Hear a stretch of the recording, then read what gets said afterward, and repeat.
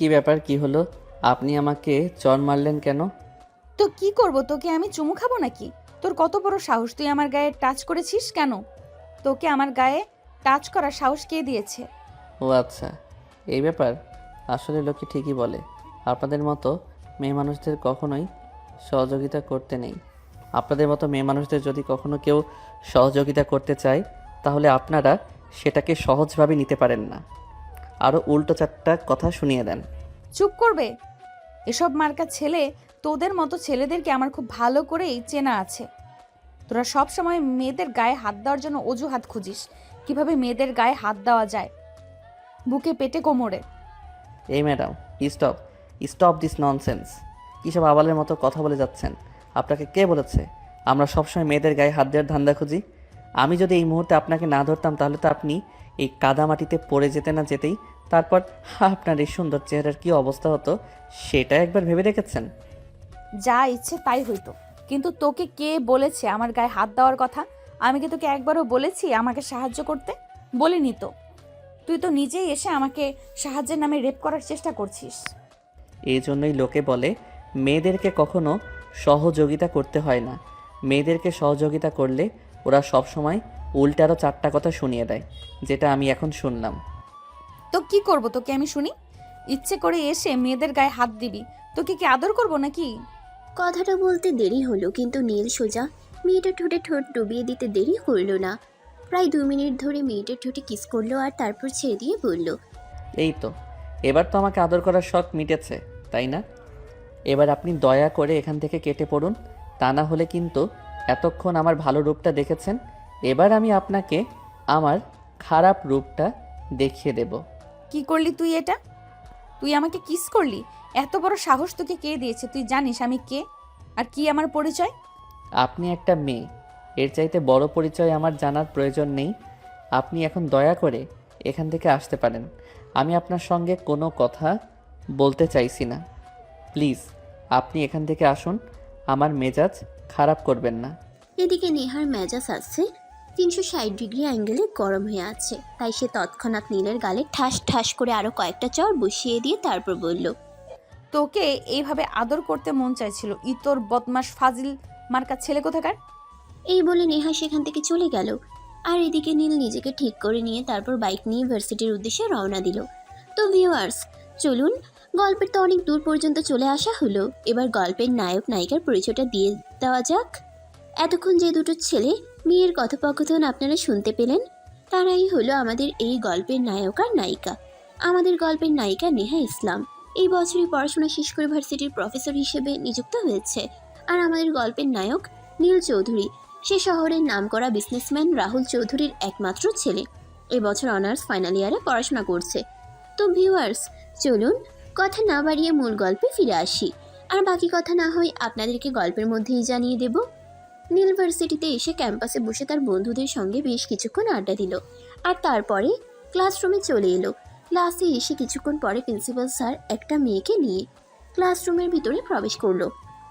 নীল মেয়েটাকে দেখে একদম হতবাক, কারণ একটু আগে যে মেয়েটার সঙ্গে তার ঝামেলা হয়েছিল এই মেয়েটা এখানে। কিন্তু এই মেয়েটা এখানে কি করছে? তখনই হঠাৎ তার চিন্তার অবসান ঘটিয়ে দিয়ে প্রিন্সিপাল স্যার বলে উঠল, ডিয়ার স্টুডেন্ট, এ হলো নেহা ইসলাম, আমাদের ভারতের নতুন প্রফেসর, তোমাদের ম্যাথ টিচার। আজ থেকে উনি তোমাদের ম্যাথ ক্লাস নেবেন। তোমরা সবাই ওনার সঙ্গে পরিচিত হয়ে নাও। আমি আসছি। এই বলে প্রিন্সিপাল স্যার সেখান থেকে চলে গেল। আর তখন নেহা এক এক করে সবার পরিচয় নিতে লাগলো। সবার শেষে নীলের পালা আসলো। তখনই নেহা নীলকে বলল, এই ছেলে, কি ব্যাপার? তুমি তোমার পরিচয় দিচ্ছ না কেন? চুপচাপ বসে আছো কেন? পরিচয়টা কিভাবে দেব ম্যাডাম, যদি একটু কাইন্ডলি বলে দিতেন তাহলে ভালো হতো। তুমি তো বড্ড বেয়াদব। রাস্তায় আমার সঙ্গে বেয়াদবি করেছো, তাতেও তোমার ইচ্ছে মেটেনি, এখন ক্লাসরুমে এসে বেয়াদবি করছো। তুমি এক্ষুনি ক্লাসরুম থেকে বেরিয়ে যাও। আমি তোমার মতো বেয়াদব ছেলেকে ক্লাস করাবো না। ম্যাডাম প্লিজ, আপনি ওর সাথে এভাবে কথা বলবেন না। আপনি যদি ওর সঙ্গে খারাপ আচরণ করেন তাহলে হয়তো আপনার এই ভার্সিটিতে চাকরি করাটাই দুষ্কর হয়ে উঠবে, কারণ আপনি জানেন না ওর পরিচয় কী। চুপ করো তুমি। আমি তোমার সঙ্গে কথা বলছি না। আর সে যাই হোক, তাকে আমি কোনো পরোয়া করি না। আমি এখানে নিজের যোগ্যতায় চাকরি পেয়েছি, কারো সুপারিশে নয়। সো আমি কাউকে পরোয়া করি না। ম্যাডাম, এখানে উপস্থিত সবাই খুব ভালো করে জানে আপনি নিজের যোগ্যতায় এখানে চাকরি পেয়েছেন, কিন্তু আপনি হয়তো এটা জানেন না যে এই ভার্সিটির চাকরি করতে হলে আপনাকে নীলের সঙ্গে কোনো খারাপ ব্যবহার করা যাবে না। সে আপনার সঙ্গে হাজারটা খারাপ আচরণ করলেও আপনাকে সেটা মানিয়ে নিয়েই এখানে চাকরি করতে হবে। ও তাই নাকি? কিন্তু আমি সেটা করব না। আমি এখানে যতদিন চাকরি করছি বা করব ততদিন আমি আমার মতো করেই থাকবো। আমি কারোর বাপের টাকায় কেনা চাকর নই। হেই স্টুডেন্ট, স্টপ। এটা আমার ব্যক্তিগত কেস, এখানে তোমরা ঢুকো না প্লিজ। এই বেয়াদব, আমি তোর কাছে তোর পরিচয় জিজ্ঞাসা করেছি, তোর কাছে লেকচার শুনতে আসিনি। আমি নীল। আর কিছু জানা থাকলে ভার্সিটির প্রত্যেক স্টুডেন্টের কাছে জিজ্ঞাসা করে জেনে নেবেন। তোর বাবা মা কি তোকে কোনো শিক্ষা দেয়নি টিচারের সঙ্গে কিভাবে কথা বলতে হয়, দাঁড়িয়ে কথা বলতে হয়? আর তুই বসে বসে কেন কথা বলছিস? এই ম্যাডাম, ভালোভাবে কথা বলুন। এখানে আমি পড়াশোনা করতে এসেছি, আমার বাবা মা এখানে পড়াশোনা করতে আসেনি। সো আমার বাবা মা জেনে কোনো কথা বলবেন না, তাহলে কিন্তু আমি আপনাকে এত সহজে ছেড়ে দিব না, কথাটা মাথায় রাখবেন। আজ প্রথম দিন বলে তোকে ছেড়ে দিলাম, তবে মনে রাখিস এই কথাগুলোর জবাব আমি তোকে হারে হারে বুঝিয়ে দেব, তখন বুঝবি আমি নেহা কি জিনিস। এই বলে নেহা ক্লাস করাতে শুরু করলো। ভার্সিটির ম্যাথ টিচার। ক্লাস শেষ হলে নেহা ক্লাসরুম থেকে বের হয়ে সোজা নিজের কেবিনে চলে গেল। নেহা ক্লাসরুম থেকে বের হয়ে চলে যাওয়ার কিছুক্ষণ পরে নীল সোজা প্রিন্সিপালের কেবিনে চলে গেল আর প্রিন্সিপালকে উদ্দেশ্য করে বলল, স্যার, নতুন ম্যাডামকে অঙ্ক পড়িয়েছে, আমি কিছুই বুঝতে পারিনি। ম্যাডামকে বলে দেবেন একটু ভালো করে আমায় বুঝিয়ে দিতে। কি বলো তুমি? নেহা ম্যাথের ভালো স্টুডেন্ট ছিল, সে খুব ভালোভাবে অঙ্ক পড়াতে পারে। তাছাড়া সে এর আগেও অনেকগুলো টিউশন করা হয়েছে। তারপর তো একটা স্টুডেন্ট টিমেতে খুব ভালোভাবে রেজাল্ট করে, আর তুমি বলছো তুমি তার অঙ্ক বুঝতে পারোনি? স্যার, যদি বুঝতে না পারি তাহলে কি করবো আপনি বলেন। ঠিক আছে, কোনো ব্যাপার না। নেহাকে আমি বলে দেব তোমাকে একটু ভালো করে বুঝিয়ে দিতে। আর তাছাড়া তুমি চাইলে নেহার কাছে ম্যাথ টিউশন করতে পারো, তাহলে খুব ভালোভাবে বুঝতে পারবে। নীল তখন কোনো কথা না বলে চুপচাপ সেখান থেকে বের হয়ে চলে আসলো। নীল চলে আসার কিছুক্ষণ পরেই প্রিন্সিপাল স্যার নেহাকে নিজের কেবিনে ডেকে নিলেন আর বললেন, নেহা অনার্স ফাইনাল ইয়ারের স্টুডেন্ট। নীল বলল সে নাকি তোমার ক্লাসে ম্যাথ বুঝতে পারেনি। স্যার, ও তো পুরো ক্লাসে অমনোযোগী ছিল। আপনি অন্য স্টুডেন্টদের জিজ্ঞেস করেন, ওরা সবাই আমার অঙ্ক বুঝতে পেরেছে, তাহলে সে কেন বুঝতে পারেনি? ফাজলামো করে, কোনো কথাই শোনে না, তাহলে সে অঙ্ক বুঝবে কি করে? আপনি সেটাই আমাকে বলেন। নেহা, আমি এত কথা শুনতে চাই না। তুমি যদি এখানে চাকুরি করতে চাও তাহলে নীলকে ভালোভাবে পড়া বুঝিয়ে দিতে হবে, এটা আমার শেষ কথা। স্যার, আমি বুঝতে পারলাম না, ও কেন অন্য স্টুডেন্টদের চাইতে বেশি প্রায়োরিটি পাবে? কেন ক্লাসের পাত্রের স্টুডেন্ট আমার পড়া বুঝতে পারলেও সে পড়া বুঝতে পারবে না? কি সমস্যা ওর? আমি তোমার সঙ্গে এত বেশি কথা বলতে চাই না। আমি তোমাকে যেটা বলেছি সেটা করতে হবে, তা না হলে এই ভার্সিটির চাকরি ছেড়ে দিয়ে অন্য কোথাও চাকরির চিন্তা করো। নেহা তখন আর কোনো কথা না বলে চুপচাপ প্রিন্সিপাল স্যারের কেবিন থেকে বের হয়ে নিজের কেবিনে চলে আসলো। আর মনে মনে ভাবতে লাগলো আসলে বিষয়টা কি, নীল কেন এই ভার্সিটিতে অন্য সব স্টুডেন্টদের চাইতে বেশি প্রায়োরিটি পাবে, কি আছে এর পিছনে। সেদিন বিকালবেলা নেহা যখন ভার্সিটি শেষ করে বাসায় ফিরবে তখনই ভার্সিটির গেট দিয়ে বাইরে বের হতে যাবে, নীল তার পথ আগলে দাঁড়ালো আর বলল, ম্যাডাম, শুনলাম আপনি নাকি টিউশন করান। আমি আজ থেকে আপনার কাছে টিউশন করতে চাই। আমি টিউশনি পড়াতাম, এখন চাকরি পেয়ে গেছি আর এখন টিউশনি পড়াবো না। কিন্তু ম্যাডাম, সেটা বললে তো হবে না। প্রিন্সিপাল স্যার কি বলে দিয়েছে শুনলেন না? আমি আপনার পড়া বুঝতে পারিনি, তাই আমাকে আলাদা করে টিউশনই পড়াতে হবে। এর কারণ আমি মনে করি আপনি যদি আমাকে আলাদা করে টিউশন পড়ান তাহলে আমি অঙ্কটা খুব ভালোভাবে বুঝতে পারবো এবং পরীক্ষায় খুব ভালো রেজাল্ট করতে পারবো। এতদিন নিশ্চয়ই খারাপ রেজাল্ট করনি, তাহলে এখন খারাপ রেজাল্ট কেন করবে? এতদিন ক্লাসের পড়া বুঝে ভালো রেজাল্ট করতে পেরেছো, এখনও তুমি ক্লাসে মনোযোগী হও, তাহলেই ভালো রেজাল্ট করতে পারবে। কিন্তু ম্যাডাম, আমি তো আপনার কাছে টিউশনই করতে চাই। আমি মনে করি আপনার কাছে টিউশনি করলেই আমি ভালো রেজাল্ট করতে পারবো। ক্লাসের পড়া আমার মাথায় ঢুকে না। এখন আপনি আমায় টিউশন পড়াবেন কি না সেটাই বলেন। তা না হলে কিন্তু আমি আবার প্রিন্সিপাল স্যারের কাছে আপনার নামে কমপ্লেন করব যে আপনি আমাকে টিউশন পড়াবেন না বলে দিয়েছেন। এই কি সমস্যা তোমার? আমি লক্ষ্য করেছি তুমি আমার পেছনে একদম আঠার মতো লেগে পড়েছো। কেন বলো তো? আপনি যে সুন্দরী, আপনার মতো মেয়ের পেছনে আঠার মতো না পড়লে কার পেছনে পড়বো বলুন? সত্যি ম্যাডাম, আপনি কিন্তু ক্রাশ খাওয়ার মতো একটা মেয়ে। চুপ করবে বেয়াদব মার্কা ছেলে। তোর এইসব বেয়াদব মার্কা কথাবার্তাগুলো তোর ক্লাস টিচারকে বলতে লজ্জা করে না তোর? তুই তো ছাত্র নামের কলঙ্ক। ম্যাডাম, আপনি যাই বলেন না কেন, আমাকে কিন্তু আপনার টিউশন পড়াতেই হবে।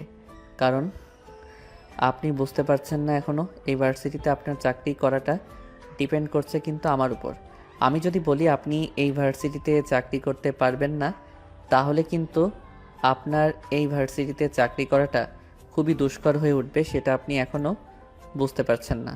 নেহা তখন কোনো কথা না বলেই পাশ কাটিয়ে চলে যেতে চাইছিল। তখনই পিছন থেকে নীল হাতটা ধরে ফেলে আর বলে, আমি নীলকে অ্যাভয়েড করার মতো শক্তি এখনও কোনো মেয়ের হয়নি, আর আপনি কি না আমার কথার কোনো উত্তর না দিয়ে এখান থেকে চলে যাচ্ছেন, এটা তো আমি সহ্য করতে পারবো না। নীল হাতটা ছেড়ে দাও বলছি, ভালো হবে না কিন্তু।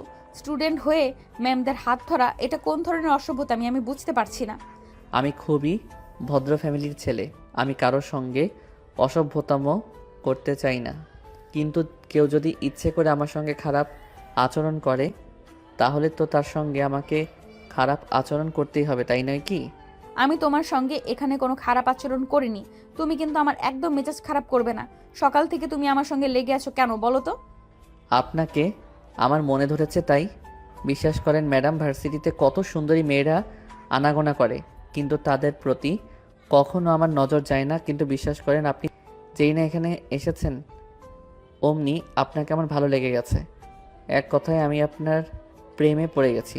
নীল, আমি সত্যি বলছি, তুমি কিন্তু একদম বেশি বাড়াবাড়ি করে ফেলছো। এটা কিন্তু তোমার জন্য ভালো হবে না, আমি বলে দিলাম। এক মুহূর্ত দেরি না করে সোজা সেখান থেকে বাসায় চলে গেল। আর নীল সেও নিজের বাসায় চলে গেল। বাসায় গিয়ে ফ্রেশ হয়ে খাওয়া দাওয়া করে তারপর বের হয়ে পড়লো বন্ধুদের সঙ্গে আড্ডা দিতে। এটা তার নিত্যদিনকার অভ্যাস। ভার্সিটিতে পড়াশোনা করলে করুক, না করলে নাই, ভার্সিটিতে গিয়ে এসে বিকেলে বন্ধুদের নিয়ে তার একটা আড্ডা দেওয়ার চাই। তা না হলে তার রাতে ঘুম হয় না। চলে গেল তাদের সেই পুরনো আড্ডাখানায়। কী ব্যাপার দোস্ত, বুঝলাম না ব্যাপারটা। তুই ভার্সিটিতে ম্যামের সঙ্গে গেটের বাইরে দাঁড়িয়ে এতক্ষণ কী কথা বলছিলি? দোস্ত, আমি মনে হয় প্রেমে পড়ে গেছি ওই ম্যাডামের। কি বলিস দোস্ত, তোর কি মাথা খারাপ হয়ে গেছে নাকি? ভার্সিটিতে কত মেয়েরা তোর পেছনে লাইন মারে, তুই তাদের পাত্তা দিস না, আর এখন কিনা বলছিস ম্যাডামের প্রেমে পড়ে গেছিস। আমার মনে হয় সত্যিই তোর মাথায় সমস্যা হয়েছে। দোস্ত, সমস্যা মাথায় নাকি অন্য কোথাও হয়েছে সেটা তো আপাতত বলতে পারছি না, তবে ম্যাডামের প্রেমে পড়ে গেছি এই কথাটা একদম সত্যি, তুই বিশ্বাস কর। ঠিক আছে দোস্ত, এই ব্যাপার নিয়ে আমরা পরে আলোচনা করব। এখন তোকে একটা কথা বলা ছিল। আসলে ম্যাডামের বাসা আমার বাসার সাথে, কিন্তু খুব কাছে। এই ম্যাডাম কিন্তু আমার পরিচিত, কিন্তু সেটা ক্লাসে প্রকাশিত হয়নি কারণ আমি বলিনি। তবে তোকে একটা কথা বলতে চাই, ম্যাডাম কিন্তু একটা ছেলের সঙ্গে রিলেশনে আছে। শোন, আজ পর্যন্ত এমন কোনো প্রাণীর জন্ম হয়নি যে আমার সামনে থেকে আমার শিকার ছিনিয়ে নিয়ে যাবে। কোনো চিন্তা করিস না, যতই প্রেম করুক না কেন বউ কিন্তু আমারই হবে। অতঃপর তারা বেশ কিছুক্ষণ আড্ডা দেয়া আর গল্প গুজব করে রাত 8টার দিকে বাসায় ফিরে আসলো। বাসায় ফিরে আসতেই নীলের আম্মু তাকে বলল, নীল, আমি আসলে বুঝতে পারছি না তোর ব্যাপারটা কি। এবছর ফাইনাল ইয়ারের পড়াশোনা করছিস অথচ তুই প্রতিদিন রাত 8টা-10টার পর বাসায় আসছিস। এভাবে পড়াশোনা করলে কি আদৌ পড়াশোনা হবে? আম্মু, তুমি কোনো চিন্তা করো না, এবার আমি নিশ্চিত ভালো রেজাল্ট করব। আর একটা কথা, ভার্সিটিতে একটা নতুন ম্যাম এসেছে, আমি ওই ম্যামের কাছে টিউশন করতে চাই। তুই কোথায় টিউশন করবি সেটা তো তোর ব্যাপার। এ ব্যাপারে আমাকে বলছিস কেন? কখনো কি কোনো কাজ করতে গিয়ে আমাকে জিজ্ঞাসা করছিস নাকি আজকেই প্রথমবার? এই কথাটা তোমায় বলছি কারণ হয়তো ওই ম্যাম তোমার ছেলের বউ হয়ে তোমার বাড়িতে আসতে পারে, তাই। তোর কি মাথা খারাপ হয়ে গেছে নাকি? সেটাই বুঝতে পারছি না। কি সব পাগলের মতো কথাবার্তা বলছিস? তোর ফাজিটির মেয়ে আবার আমার ছেলের বউ হয়ে বাড়িতে আসবে কি করে? আম্মু, আমি সত্যি বলছি, আমি ওই মেয়েটার প্রেমে পড়ে গেছি প্রথম দেখাতেই। মেয়েটা এতটাই সুন্দর যে আমি কেন দেখলে যে কোনো ছেলেই প্রেমে পড়ে যাবে। সে না হয় বুঝলাম, কিন্তু তাই বলে ভার্সিটির মেমের প্রেমে, এটা তো জাস্ট অসম্ভব একটা কাজ। বাবা, আমি তোকে রিকোয়েস্ট করে বলছি, এসব ফাজলামো মার্কা কাজকর্ম বাদ দিয়ে এবার পড়াশোনায় মনোযোগ দিয়ে। কারণ তুই খুব ভালো করে জানিস তোর বাবা কিন্তু অনার্স কমপ্লিট করার পরে তোকে বিজনেসে জয়েন করবার বলে চিন্তা ভাবনা করছে। কেন তোমরা অযথাই আমাকে ঝামেলায় পড়াতে চাইছো বলো? আমি তো বিজনেস করতে চাই না, আমি ম্যাথ নিয়ে পড়াশোনা করছি, আমি ম্যাথের টিচার হতে চাই। তোমাকে মেয়েদ নিয়ে পড়াশোনা করতে দেওয়া হয়েছে শুধুমাত্র এই কারণে যাতে তুমি বিজনেসের হিসাব কিতাব খুব ভালোভাবে বুঝতে পারো, তাই। তাছাড়া অন্য কোনো কারণ নেই তোমাকে এই বিষয়ে পড়তে দেওয়ার পিছনে। সো তুমি এসব ফালতু চিন্তা মাথা থেকে ফেলে দাও এবং আমরা যেটা বলছি সেটাই করো। আমরা তোমার মা বাবা, তোমার ভালোর জন্যই এইসব কিছু করছি। হ্যাঁ, আমার স্বাধীনতায় হস্তক্ষেপ করছো, পড়াশোনা আমি করছি, আর সিদ্ধান্ত তোমরা নেবে এটা হতেই পারে না। আমি কখনোই তোমাদের কোনো কথা শুনবো না। তোমরা যদি জোর করে আমার উপর কোনো কিছু চাপিয়ে দিতে চাও, তাহলে আমি তোমাদের বলে দিচ্ছি, আমি কিন্তু এই বাড়ি ছেড়ে চলে যাব সারা জীবনের জন্য, আর কখনোই ফিরে আসবো না। এই কথা বলতে বলতে নীল সিঁড়ি দিয়ে উপরে উঠে চলে গেল। তার আম্মুকে আর কোনো কথা বলার সুযোগই দিল না। সেই রুমে গিয়ে সোজা মোবাইল নিয়ে বসে পড়লো আর মোবাইলে গেম খেলতে শুরু করলো। এভাবেই চলে তার প্রতিটা দিন। পড়াশোনায় সে একদমই অমনোযোগী, কিন্তু পরীক্ষার সময় কিভাবে যে কোনো রকম পাশ করে যায় সেটা আল্লাহই খুব ভালো জানে। এর পরের দিন সকালবেলা ঘুম থেকে উঠেই নীল ফ্রেশ হয়ে রেডি হয়ে নাস্তা না করে বাইক নিয়ে বাসা থেকে বের হয়ে যাচ্ছিল। তখনই পেছন থেকে তার আম্মু বলল, এই ব্যাপার নীল, নাস্তা না করে চলে যাচ্ছিস কেন? আমি এত সকালবেলা ঘুম থেকে উঠে তোদের জন্য নাস্তা বানিয়েছি, আর তোরা কিনা নাস্তা না করে বাসা থেকে বের হয়ে যাবি? আম্মু, আজ আমার ক্ষুধা নেই, আমি কিছু খাবো না, তোমরা খেয়ে নিও। আর আব্বু ঘুম থেকে উঠলে বলে দিও আমার কিছু টাকার প্রয়োজন, আমার অ্যাকাউন্টে কিছু টাকা পাঠিয়ে দিতে। আমি বুঝি না তুই এত টাকা পয়সা দিয়ে কী করিস? এই তো সেই দিনে আব্বুর কাছ থেকে 50,000 টাকা নিলি, এখন 1 সপ্তাহ হয়নি, এর মধ্যে এত টাকা খরচ করছিস তুই? সব সময় আমার কাছ থেকে সব কিছুর হিসাব নিতে আসবে না। আমি তোমাদের সব কিছুর হিসাব দিতে বাধ্য নই। আমি তোমাদের ছেলে, এত টাকা পয়সা আমাদের, তাহলে সেগুলো যদি আমি খরচ না করি তাহলে কে খরচ করবে বলো শুনি? হ্যাঁ ভাইয়া, তুই একদম ঠিক কথাই বলেছিস। ভার্সিটিতে গিয়ে সারাদিন গুন্ডামি করবি, আর ভার্সিটি থেকে এসে তোর বন্ধুদের নিয়ে আড্ডা দিবি, আর বাসায় এসে সারাদিন মোবাইল টিপাটিপি করবি, আর তারপরও তোর প্রতি সপ্তাহে 50,000 টাকা হাত খরচ চাই। তোর মতো নবাবজাদা যেন আর কারো ঘরে জন্ম না নেয়। দেখো রিমি, ঠিক করে কথা বলো। আমার বাবার এত টাকা পয়সা, সেগুলো যদি আমি খরচ না করি তাহলে সেগুলো কে খরচ করবে? আমি কি সেগুলো তোর জামাইয়ের জন্য জমিয়ে রাখতে দেবো নাকি? শোন, আমার জামাই কোনো ভিক্ষুক নয় যে তোদের বাড়ি থেকে যৌতুক পেতে আসবে। আমি তাকে বিয়ে করব, সে সেলফ ডিপেন্ডেন্ট হবে, সে নিজের পাপের টাকারও ধার ধারবে না। বুঝতে পেরেছিস? ও, তার মানে তুই ঠিক করে রেখেছিস তুই কাকে বিয়ে করবি, তাই না? একদমই নয়। আমি তোর মতো নয় যে ভার্সিটিতে গিয়ে শুধু ফালতু টাইম ওয়েস্ট করব। কাল ভার্সিটিতে তুই কী করেছিস আমি সব জেনেছি। এখনও সময় আছে, ভালো হয়ে যা। কেন ভার্সিটির ম্যামের পেছনে পড়েছিস? জানিস তুই এই ম্যাম সম্পর্কে কোনো কিছু? রিমি, একটা কথা ভুলে যাস না, আমি কিন্তু সম্পর্কে তোর বড় ভাই, তাই আমাকে কোনো কথা বলতে হলে আগে 10 বার চিন্তা করে নিবি, তারপর বলবি। আর একটা কথা, আমি কিন্তু তোর থেকে কখনোই কোনো অ্যাডভাইস নিতে চাই না, সো আমাকে কোনো অ্যাডভাইস দেওয়ার চেষ্টা করবি না তুই। অতঃপর রিমিকে আর কোনো কথা বলার সুযোগ না দিয়ে নীল সেখান থেকে বের হয়ে সোজা নেহার বাসার সামনে চলে গেল। সে গতকাল হৃদয়ের কাছ থেকে নেহার বাসার ঠিকানা নিয়েছিল। নেহা রেডি হয়ে বাসা থেকে বের হবে, তখনই সেখানে নীলকে দেখতে পেল। কি ব্যাপার, তুই এখানে কি করছিস? আর আমার বাসার ঠিকানা তুই কোথায় পেলি? আপনার বাসার ঠিকানা জোগাড় করাটা আমার জন্য খুব একটা কঠিন। আমি খুব সহজেই আপনার বাসার ঠিকানা জোগাড় করে ফেলেছি। এখন আমি আপনাকে ভার্সিটিতে নিয়ে যাওয়ার জন্য এসেছি।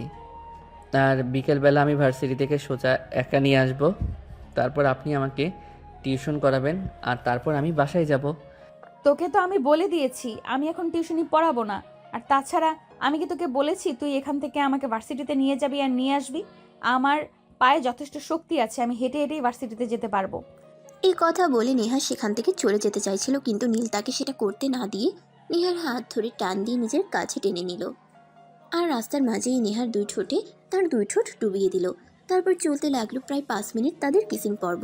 নেহা নিজেকে ছাড়ানোর জন্য অনেক চেষ্টা করছিল, কিন্তু নীলের শক্তির কাছে সে কোনোভাবেই পেরে উঠছিল না। আসলে একটা পুরুষ মানুষের সঙ্গে একটা মেয়ে মানুষ কি করে পেরে উঠবে বলুন? নীল নেহাকে প্রায় 5 মিনিট পর ছেড়ে দিয়ে বলল, এখন তো শুধু এইটুকু করেছি, আর যদি আমার প্রস্তাবে রাজি না হন তাহলে আগেই বাসরটা করে নিতে বাধ্য হব। আশা করি আপনি আমাকে সেটা করতে বাধ্য করবেন না, কারণ আপনারও মান ইজ্জতের লাগবে আর আমারও। তোর সাহস কি করে হলো আমাকে এইভাবে কিস করার? তুই তো আসলে একটা অসভ্য আর নির্লজ্জ একটা ছেলে। আমি আজকে তোর বাবার সঙ্গে কথা বলবো, যেইভাবেই হোক, তারপর তোর ব্যবস্থা করব। এই চেষ্টাটা আপনি ভুলেও করবেন না, তাহলে প্রিন্সিপাল স্যার আপনাকে যেটা বলেছে আপনার সঙ্গে সেটাই হবে। আপনি এই ভার্সিটিতে চাকরি করতে পারবেন না। চাকরি করতে পারবো কি পারবো না সেটা পরের ব্যাপার, কিন্তু আমি তোর সঙ্গে বোঝাপড়াটা করেই নেব, কারণ তোকে ক্ষমা করা যায় না, তুই ক্ষমার অযোগ্য। এই বলে নেহা সেখান থেকে হেঁটে হেঁটে ইউনিভার্সিটিতে চলে গেল। সেদিন নেহা যখন ক্লাসে আসলো তখন ক্লাসে কোনো স্টুডেন্ট ছিল না। নেহা প্রায় 20 মিনিট একা একাই ক্লাসে বসে রইল, আর তারপরও ক্লাস থেকে বের হয়ে সোজা প্রিন্সিপাল স্যারের কেবিনে চলে গেল। স্যার কি ব্যাপার, অনার্স ফাইনাল ইয়ারের কোনো স্টুডেন্ট নেই কেন? আমি আজ ক্লাসে গিয়ে 20 মিনিট একা একা বসে থেকে তারপর চলে এসেছি। এসব আপনি কি বলছেন? 1 মিনিট ওয়েট করুন, আমি দেখছি। এই কথা বলেই প্রিন্সিপাল স্যার অফিস পিয়নকে দিয়ে অনার্স ফাইনাল ইয়ারের সমস্ত স্টুডেন্টকে নিজের কেবিনে ডেকে নিলেন আর বললেন, কি ব্যাপার ছাত্রছাত্রীরা, নেহা ম্যাডামের ক্লাস তোমরা করনি কেন আজকে? এটা স্যার, ম্যাডামকে বলেছিলাম আমাকে টিউশনি পড়াতে, কিন্তু ম্যাডাম সেটা পড়াবে না, তাই সিদ্ধান্ত নিয়েছি ম্যাডাম যেহেতু টিউশন পড়াবে না তাই ক্লাস করব না। আর আপনি তো জানেন আমার ক্লাস, আমি না গেলে আমার কোনো বন্ধুরাই ক্লাস করতে যায় না। কেমন ধরনের পাগলামো নীল? তুমি তো এখানে পড়াশোনা করতে এসেছো। আমি জানি তোমার অধিপত্য একটু বেশি, কিন্তু একটা ম্যাডামের সঙ্গে কি এরকম বেয়াদবি করাটা ঠিক হচ্ছে? ম্যাডাম যদি স্টুডেন্টের ভালো মন্দ না বোঝে তাহলে ওই ম্যাডামের ক্লাস আমি করব না। অন্য স্টুডেন্টরা করবে কিনা সেটা আপনি অন্য স্টুডেন্টদেরকে জিজ্ঞাসা করে নিন।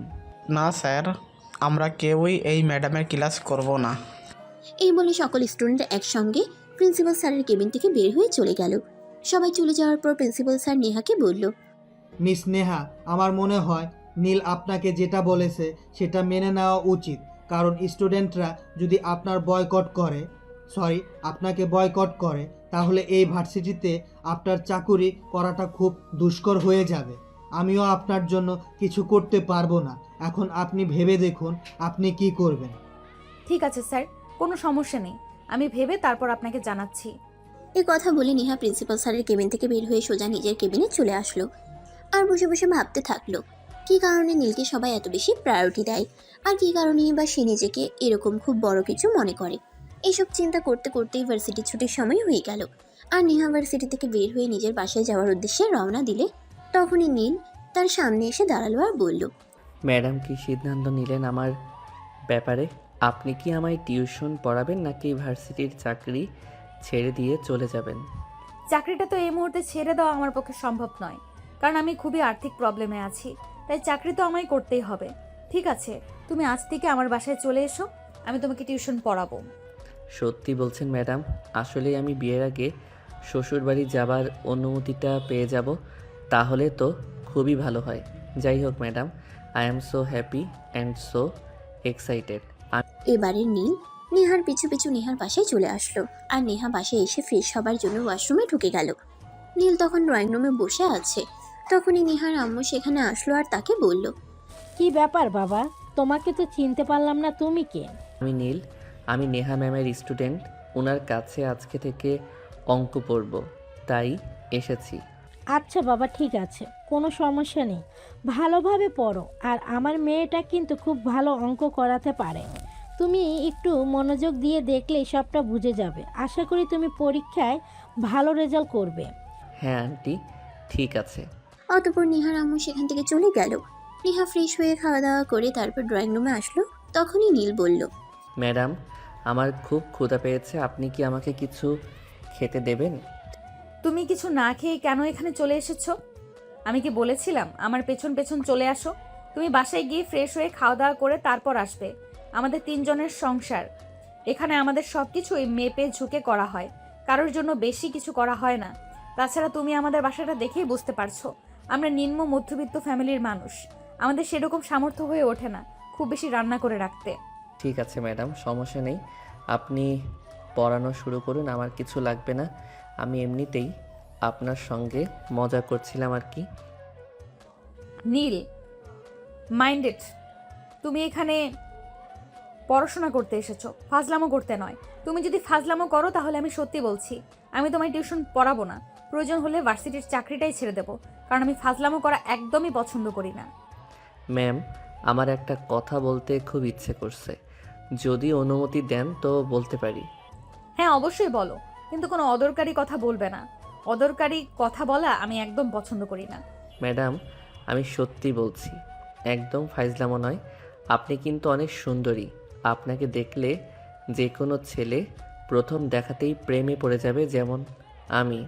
নীল, আমি তোমাকে অঙ্ক করাবো, প্রেম নয়। তাই বই বের করো, আমি তোমাকে অঙ্ক বুঝিয়ে দিচ্ছি। এই কথা বলে নেহা নীলকে একটা অঙ্ক বুঝিয়ে দিতে শুরু করলো। আর তখনই নেহা বলল, ধরো square plus 2 ab minus a b plus 2b 2ab equal to 2ab। কথাটা বলা মাত্রই নীল নেহার হাতটা চেপে ধরলো। তখনই নেহা তাকে বলল, কি ব্যাপার, আমি তোমাকে অঙ্ক করতে বলেছি, তুমি আমার হাত ধরলে কেন? ম্যাডাম, আপনি তো বললেন ধরতে, তাই তো আমি আপনার হাত ধরলাম। কিন্তু আপনি তো আমাকে এটা বলেননি অন্য কোথাও ধরতে হবে নাকি। অন্য কোথাও ধরতে হলে বলুন। শাট আপ, আমি বুঝতে পারছি না আমি কোন পাগলের পাল্লায় পড়েছি। আল্লাহ, তুমি আমাকে রক্ষা করো। আমি তোমাকে অঙ্ক ধরতে বলেছি, আমাকে ধরতে বলিনি। ও ম্যাডাম, আচ্ছা ঠিক আছে, আই এম সো সরি। আমি আসলে বুঝতে পারিনি, আপনি তো সেভাবে বলেননি। আপনি তো বলেছিলেন ধরতে, আমি ভেবেছিলাম আপনার হাত ধরতে। ভেবেছিলাম আপনি হয়তো আমাকে এটা বলছেন যে আমি সারা জীবন যেন আপনার হাতটা ধরতে পারবো কি না, তাই তো ধরে দেখাচ্ছিলাম পারবো কি না। আল্লাহ, তুমি তো দেখছি আমাকে পাগল বানিয়ে ছেড়ে দেবে। এ কোন পাগলের পাল্লায় পড়েছি আমি সেটাই বুঝতে পারছি না। তুমি এখানে চুপচাপ অঙ্ক করবে, আমি কোনো কথা শুনতে চাই না। চুপচাপ অঙ্কয় মনোযোগ দাও। এই বলে নেহা নীলকে অঙ্ক বোঝাতে শুরু করলো। নীল কিছু বুঝতে পারলো না কি পারলো না সেটা বোঝা গেল না, কিন্তু সে নেহার দিকে হা করে তাকিয়ে রইল। নেহা যতক্ষণ অঙ্ক পড়াচ্ছিল ঠিক ততক্ষণ নেহা অঙ্ক শেষ হলে নীলকে বলল, আমি 2টো অঙ্ক করে দিয়েছি, আর 2টো অঙ্ক তুমি কাল বাড়ি থেকে করে নিয়ে আসবে, তারপর আমি অবস্থা বুঝে ব্যবস্থা নিব। কথাটা বলে নেহা নীলের দিকে তাকিয়ে দেখলো নীল তার দিকে হা করে তাকিয়ে আছে। এটা দেখে নেহা বলল, কি ব্যাপার নীল, আমি তো তোমাকে কিছু বলেছি, কিন্তু তুমি আমার কথার কোনো উত্তর দিচ্ছ না কেন? হ্যাঁ না মানে ম্যাডাম, আপনি কি বলছেন আমি তো সেটাই বুঝতে পারিনি। আচ্ছা ঠিক আছে, অঙ্ক আমি করে নিয়ে আসবো।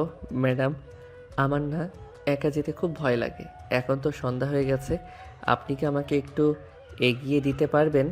তোমার কি মাথা খারাপ নাকি? আমি একটা মেয়ে মানুষ, আমি কেন তোমাকে আগিয়ে দিতে যাব? তুমি একটা ছেলে মানুষ, তাছাড়া তোমার সঙ্গে বাইক আছে, তুমি একাই চলে যেতে পারবে। আর আমি এটাও খুব ভালোভাবে বুঝতে পারছি তুমি আমার সঙ্গে ফাজলামো করার জন্য এই কথাগুলো বলছো। নীল, একটা কথা খুব ভালোভাবে মাথায় ঢুকিয়ে নাও, তুমি যদি এরকম ফাজলামো করতেই থাকো তাহলে কিন্তু আমি এই ভার্সিটির চাকরিটা ছেড়ে দিতে বাধ্য হব। সমস্যা নেই, এই চাকরিটা ছেড়ে দিয়ে আমার সেবা করার চাকরিটাও নিয়ে নিতে পারেন। আমি কিন্তু ভালো মাইনে দেব, বলে দিলাম। নীল প্লিজ, তুমি এখান থেকে যাও। আমি তোমার এসব পাগলামো মার্কা কথাবার্তা আর সহ্য করতে পারছি না।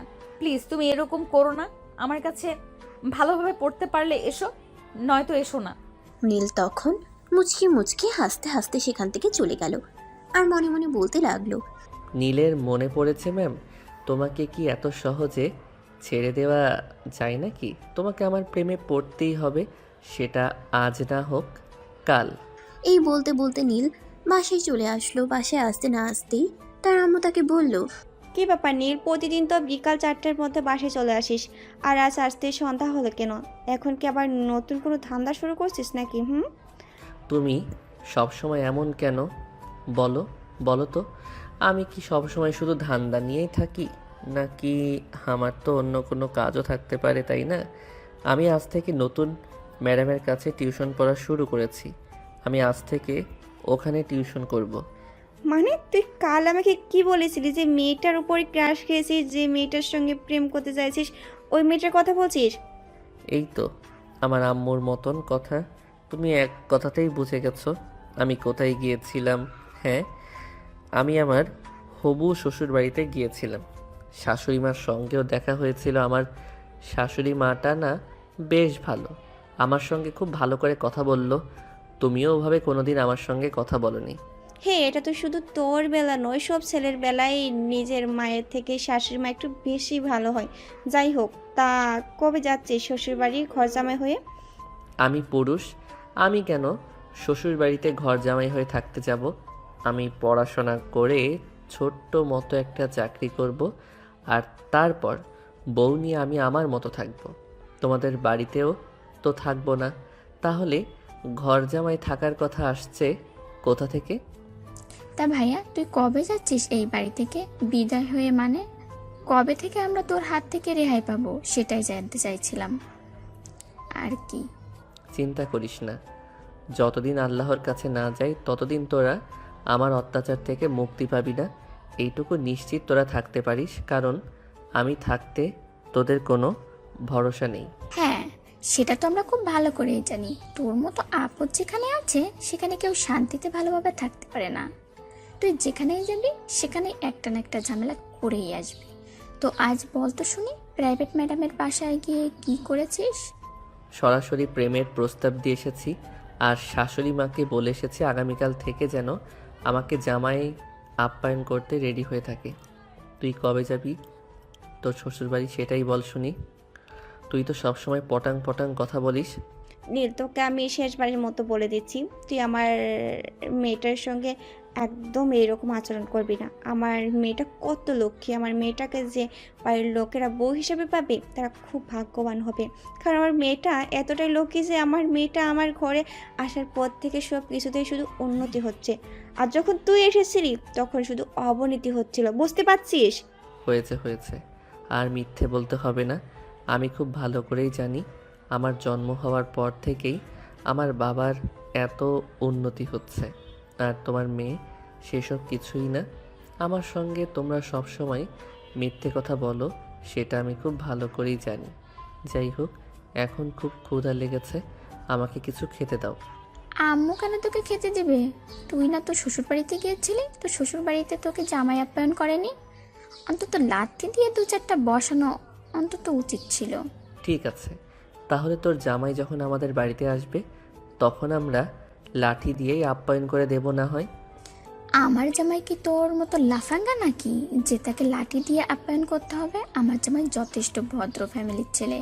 তাছাড়া এইসব কথা তোকে বলছি কেন? তোর মতো লাফাঙ্গাকে এসব কথা বলে কি লাভ?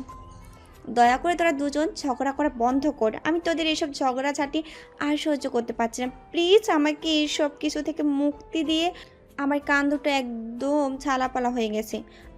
তুমি এসব কথা আমাকে কেন বলছো? তোমার এই লাফাঙ্গা মার্কার ছেলেকে কিছু বলতে পারো না? সে তো সবসময় শুধু শয়তানি ফাজলামি আর ইত্যামি করে থাকে। তাকে কেন একটু ভালো হতে বলতে পারো না? সেটা এখন বড় হয়েছে, বিয়ে করলে 3 বাচ্চার বাপ হয়ে যাবে। যেখানে জানিস আমাকে বিয়ে করালে আমি 3 বাচ্চার বাপ হয়ে যাব, তাহলে এখনও বিয়েটা করার চেষ্টা কেন? দেরি করছিস কেন? আমার বউটাকে কেন আমার ভালোবাসা থেকে বঞ্চিত করছিস? দেখলে তো আম্মু, তোমার ছেলে বিয়ের জন্য একদম দিওয়ানা হয়ে পড়েছে। কেন তোমার ছেলেকে বিয়ে পড়াচ্ছ না? তাড়াতাড়ি বিয়ে করিয়ে উদ্ধার করিয়ে দাও। আমি তো তোর সঙ্গে আর কোনো কথাই বলবো না, কারণ তোদের সঙ্গে কথা বলে আমি কোনোভাবে পেরে উঠবো না। আজ তোর আব্বুর বাসায় আসুক, তারপর তোর আব্বুর কাছে আমি সব বলে দেব।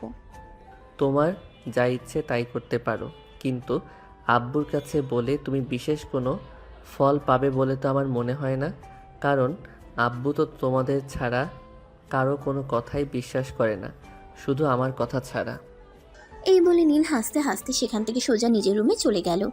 আর রুমে গিয়ে ব্যাগপত্র বিছানার উপর রেখে দিয়ে সেখানে শুয়ে ঘুমিয়ে পড়ল। রাত আনুমানিক 10টার মতো বাজে। তার ছোট বোন তাকে ডাকতে এসেছে খাবার খাওয়ার জন্য। আর রুমে ঢুকেই রিমি দেখতে পেল সারাটা রুম একদম অগোছালো, বলতে গেলে একদম গরুর ঘরের মতো হয়ে আছে। রিমি তখন নীলকে ঘুম থেকে ডেকে তুলল আর বলল, এই নিজের রুমটাকে একটু গুছিয়ে রাখতে পারিস না? এটা রুম নাকি গরুর ঘর? এটা রুম নাকি গরুর ঘর সেটা তুই নিজের চোখে দেখতে পাচ্ছিস না? আমাকে কেন জিজ্ঞাসা করছিস? এতই যখন তোর চোখে বাজে তাহলে একটু গুছিয়ে দিলেই তো পারিস। আমি তো চাকর নই যে তোর রুম গুছিয়ে দেব। নিজের রুমটা নিজেই গুছিয়ে রাখতে পারিস না, আবার আমাকে কেন বলছিস? যেখানে যে কাজটা তুই করে দিতে পারবি না সেখানে কোনো কথা বলতে আসবি না। আমি তোর কোনো কথা শুনতে চাই না। চুপচাপ এখান থেকে চলে যা। আমাকে কখনো কোনো জ্ঞান দিতে আসবি না। আমার যেভাবে ইচ্ছা আমি সেভাবেই থাকবো। আবার আমাকে কেন বলিস? হ্যাঁ সেটাই তো, আমি কেন তোকে কিছু বলতে যাব? আমি কে তোর? আমি তোকে কিছু বলতে চাই না। তোর যেভাবে ইচ্ছা তুই সেভাবে থাক। মনে চাইলে রাস্তায় গিয়ে থাকতে পারিস, তাও আমার কোনো আপত্তি নেই। কিন্তু এখন আব্বু তোকে খাওয়ার জন্য ডাকছে, এবার নিচে এসে খাবার খেয়ে আম্মুকে উদ্ধার করতে বলেছে। তোদের খাবার তো রাখা, আমি আর তোদের খাবার খাবো না। আমি রেস্টুরেন্ট থেকে খাবার খেয়ে আসবো। তোদের বাড়ির রান্নাবান্না এখন আর এসব ভালো লাগে না। আমি রেস্টুরেন্টে গিয়ে ভালো খাবার খেয়ে আসবো। কথাটা বলতেই রিমি মুখটা ভেঙচি মেরে সেখান থেকে চলে গেল আর নিচে গিয়ে তার আম্মুকে বলল, আম্মু তুমি নাকি ভালো করে রান্না করতে পারো না, তাই তোমার ছেলে বলেছে সে নাকি এখন থেকে আর এ বাড়িতে খাবে না, তার শ্বশুর বাড়িতে গিয়েই খাবে। এই শোন, ও কি বলেছে আমি সব শুনছি। আমাকে আর বানিয়ে বানিয়ে মিথ্যা বলতে হবে না। তুই গিয়ে চুপচাপ খাবারটা খেয়ে ঘুমিয়ে পড়। আজ তোর আব্বু বাড়িতে আসুক, হয় তোরা দুজনেই বাড়িতে থাকবি, নয়তো আমি তোদের এইসব নিত্য ঝামেলা আমার আর ভালো লাগে না। ভালো কথা বলতে গেলেই দোষ। আমি কোথায় ভালো কথা বলতে গেলাম সেখানে তুমি কি না আমাকে এই কথা শোনাচ্ছ? এই বলে রিমিও সেখান থেকে মুখটাকে ভেঙচি মেরে চুপচাপ নিজের রুমে চলে গেল। এদিকে একটু পরেই নীল ডাইনিং টেবিলে খাবার খেতে আসলো। তখনই তার আম্মু তাকে বলল, কিরে এখন কেন এখানে এসেছিস? একটু আগেই তো বলছিলি তুই আর বাসায় খাবার খাবি না, রেস্টুরেন্ট থেকে খাবার খেয়ে আসবি, তাহলে কেন এখানে আসছিস? তোমার মেয়ে তোমাকে এসব কথা বলেছে? তোমার মেয়ে আমাকে একদম সহ্য করতে পারে না, সব সময় আমার পিছনে লেগে থাকে। আমি এই কথাগুলো একদম বলিনি। আমার খুব ক্ষুধা লেগেছে, আগে খাবার দাও তো দেখি। আমার মেয়ে কেন আমাকে বলতে যাবে? আমি নিজেই এখান থেকে শুনতে পাচ্ছিলাম, কারণ তুই কথাগুলো এতটাই জোরে বলেছিলি তাই আমি শুনতে পাচ্ছিলাম। আচ্ছা যাই হোক, বাদ দে, এখন খাবার টেবিলে বস, আমি তোকে খাবার দিচ্ছি।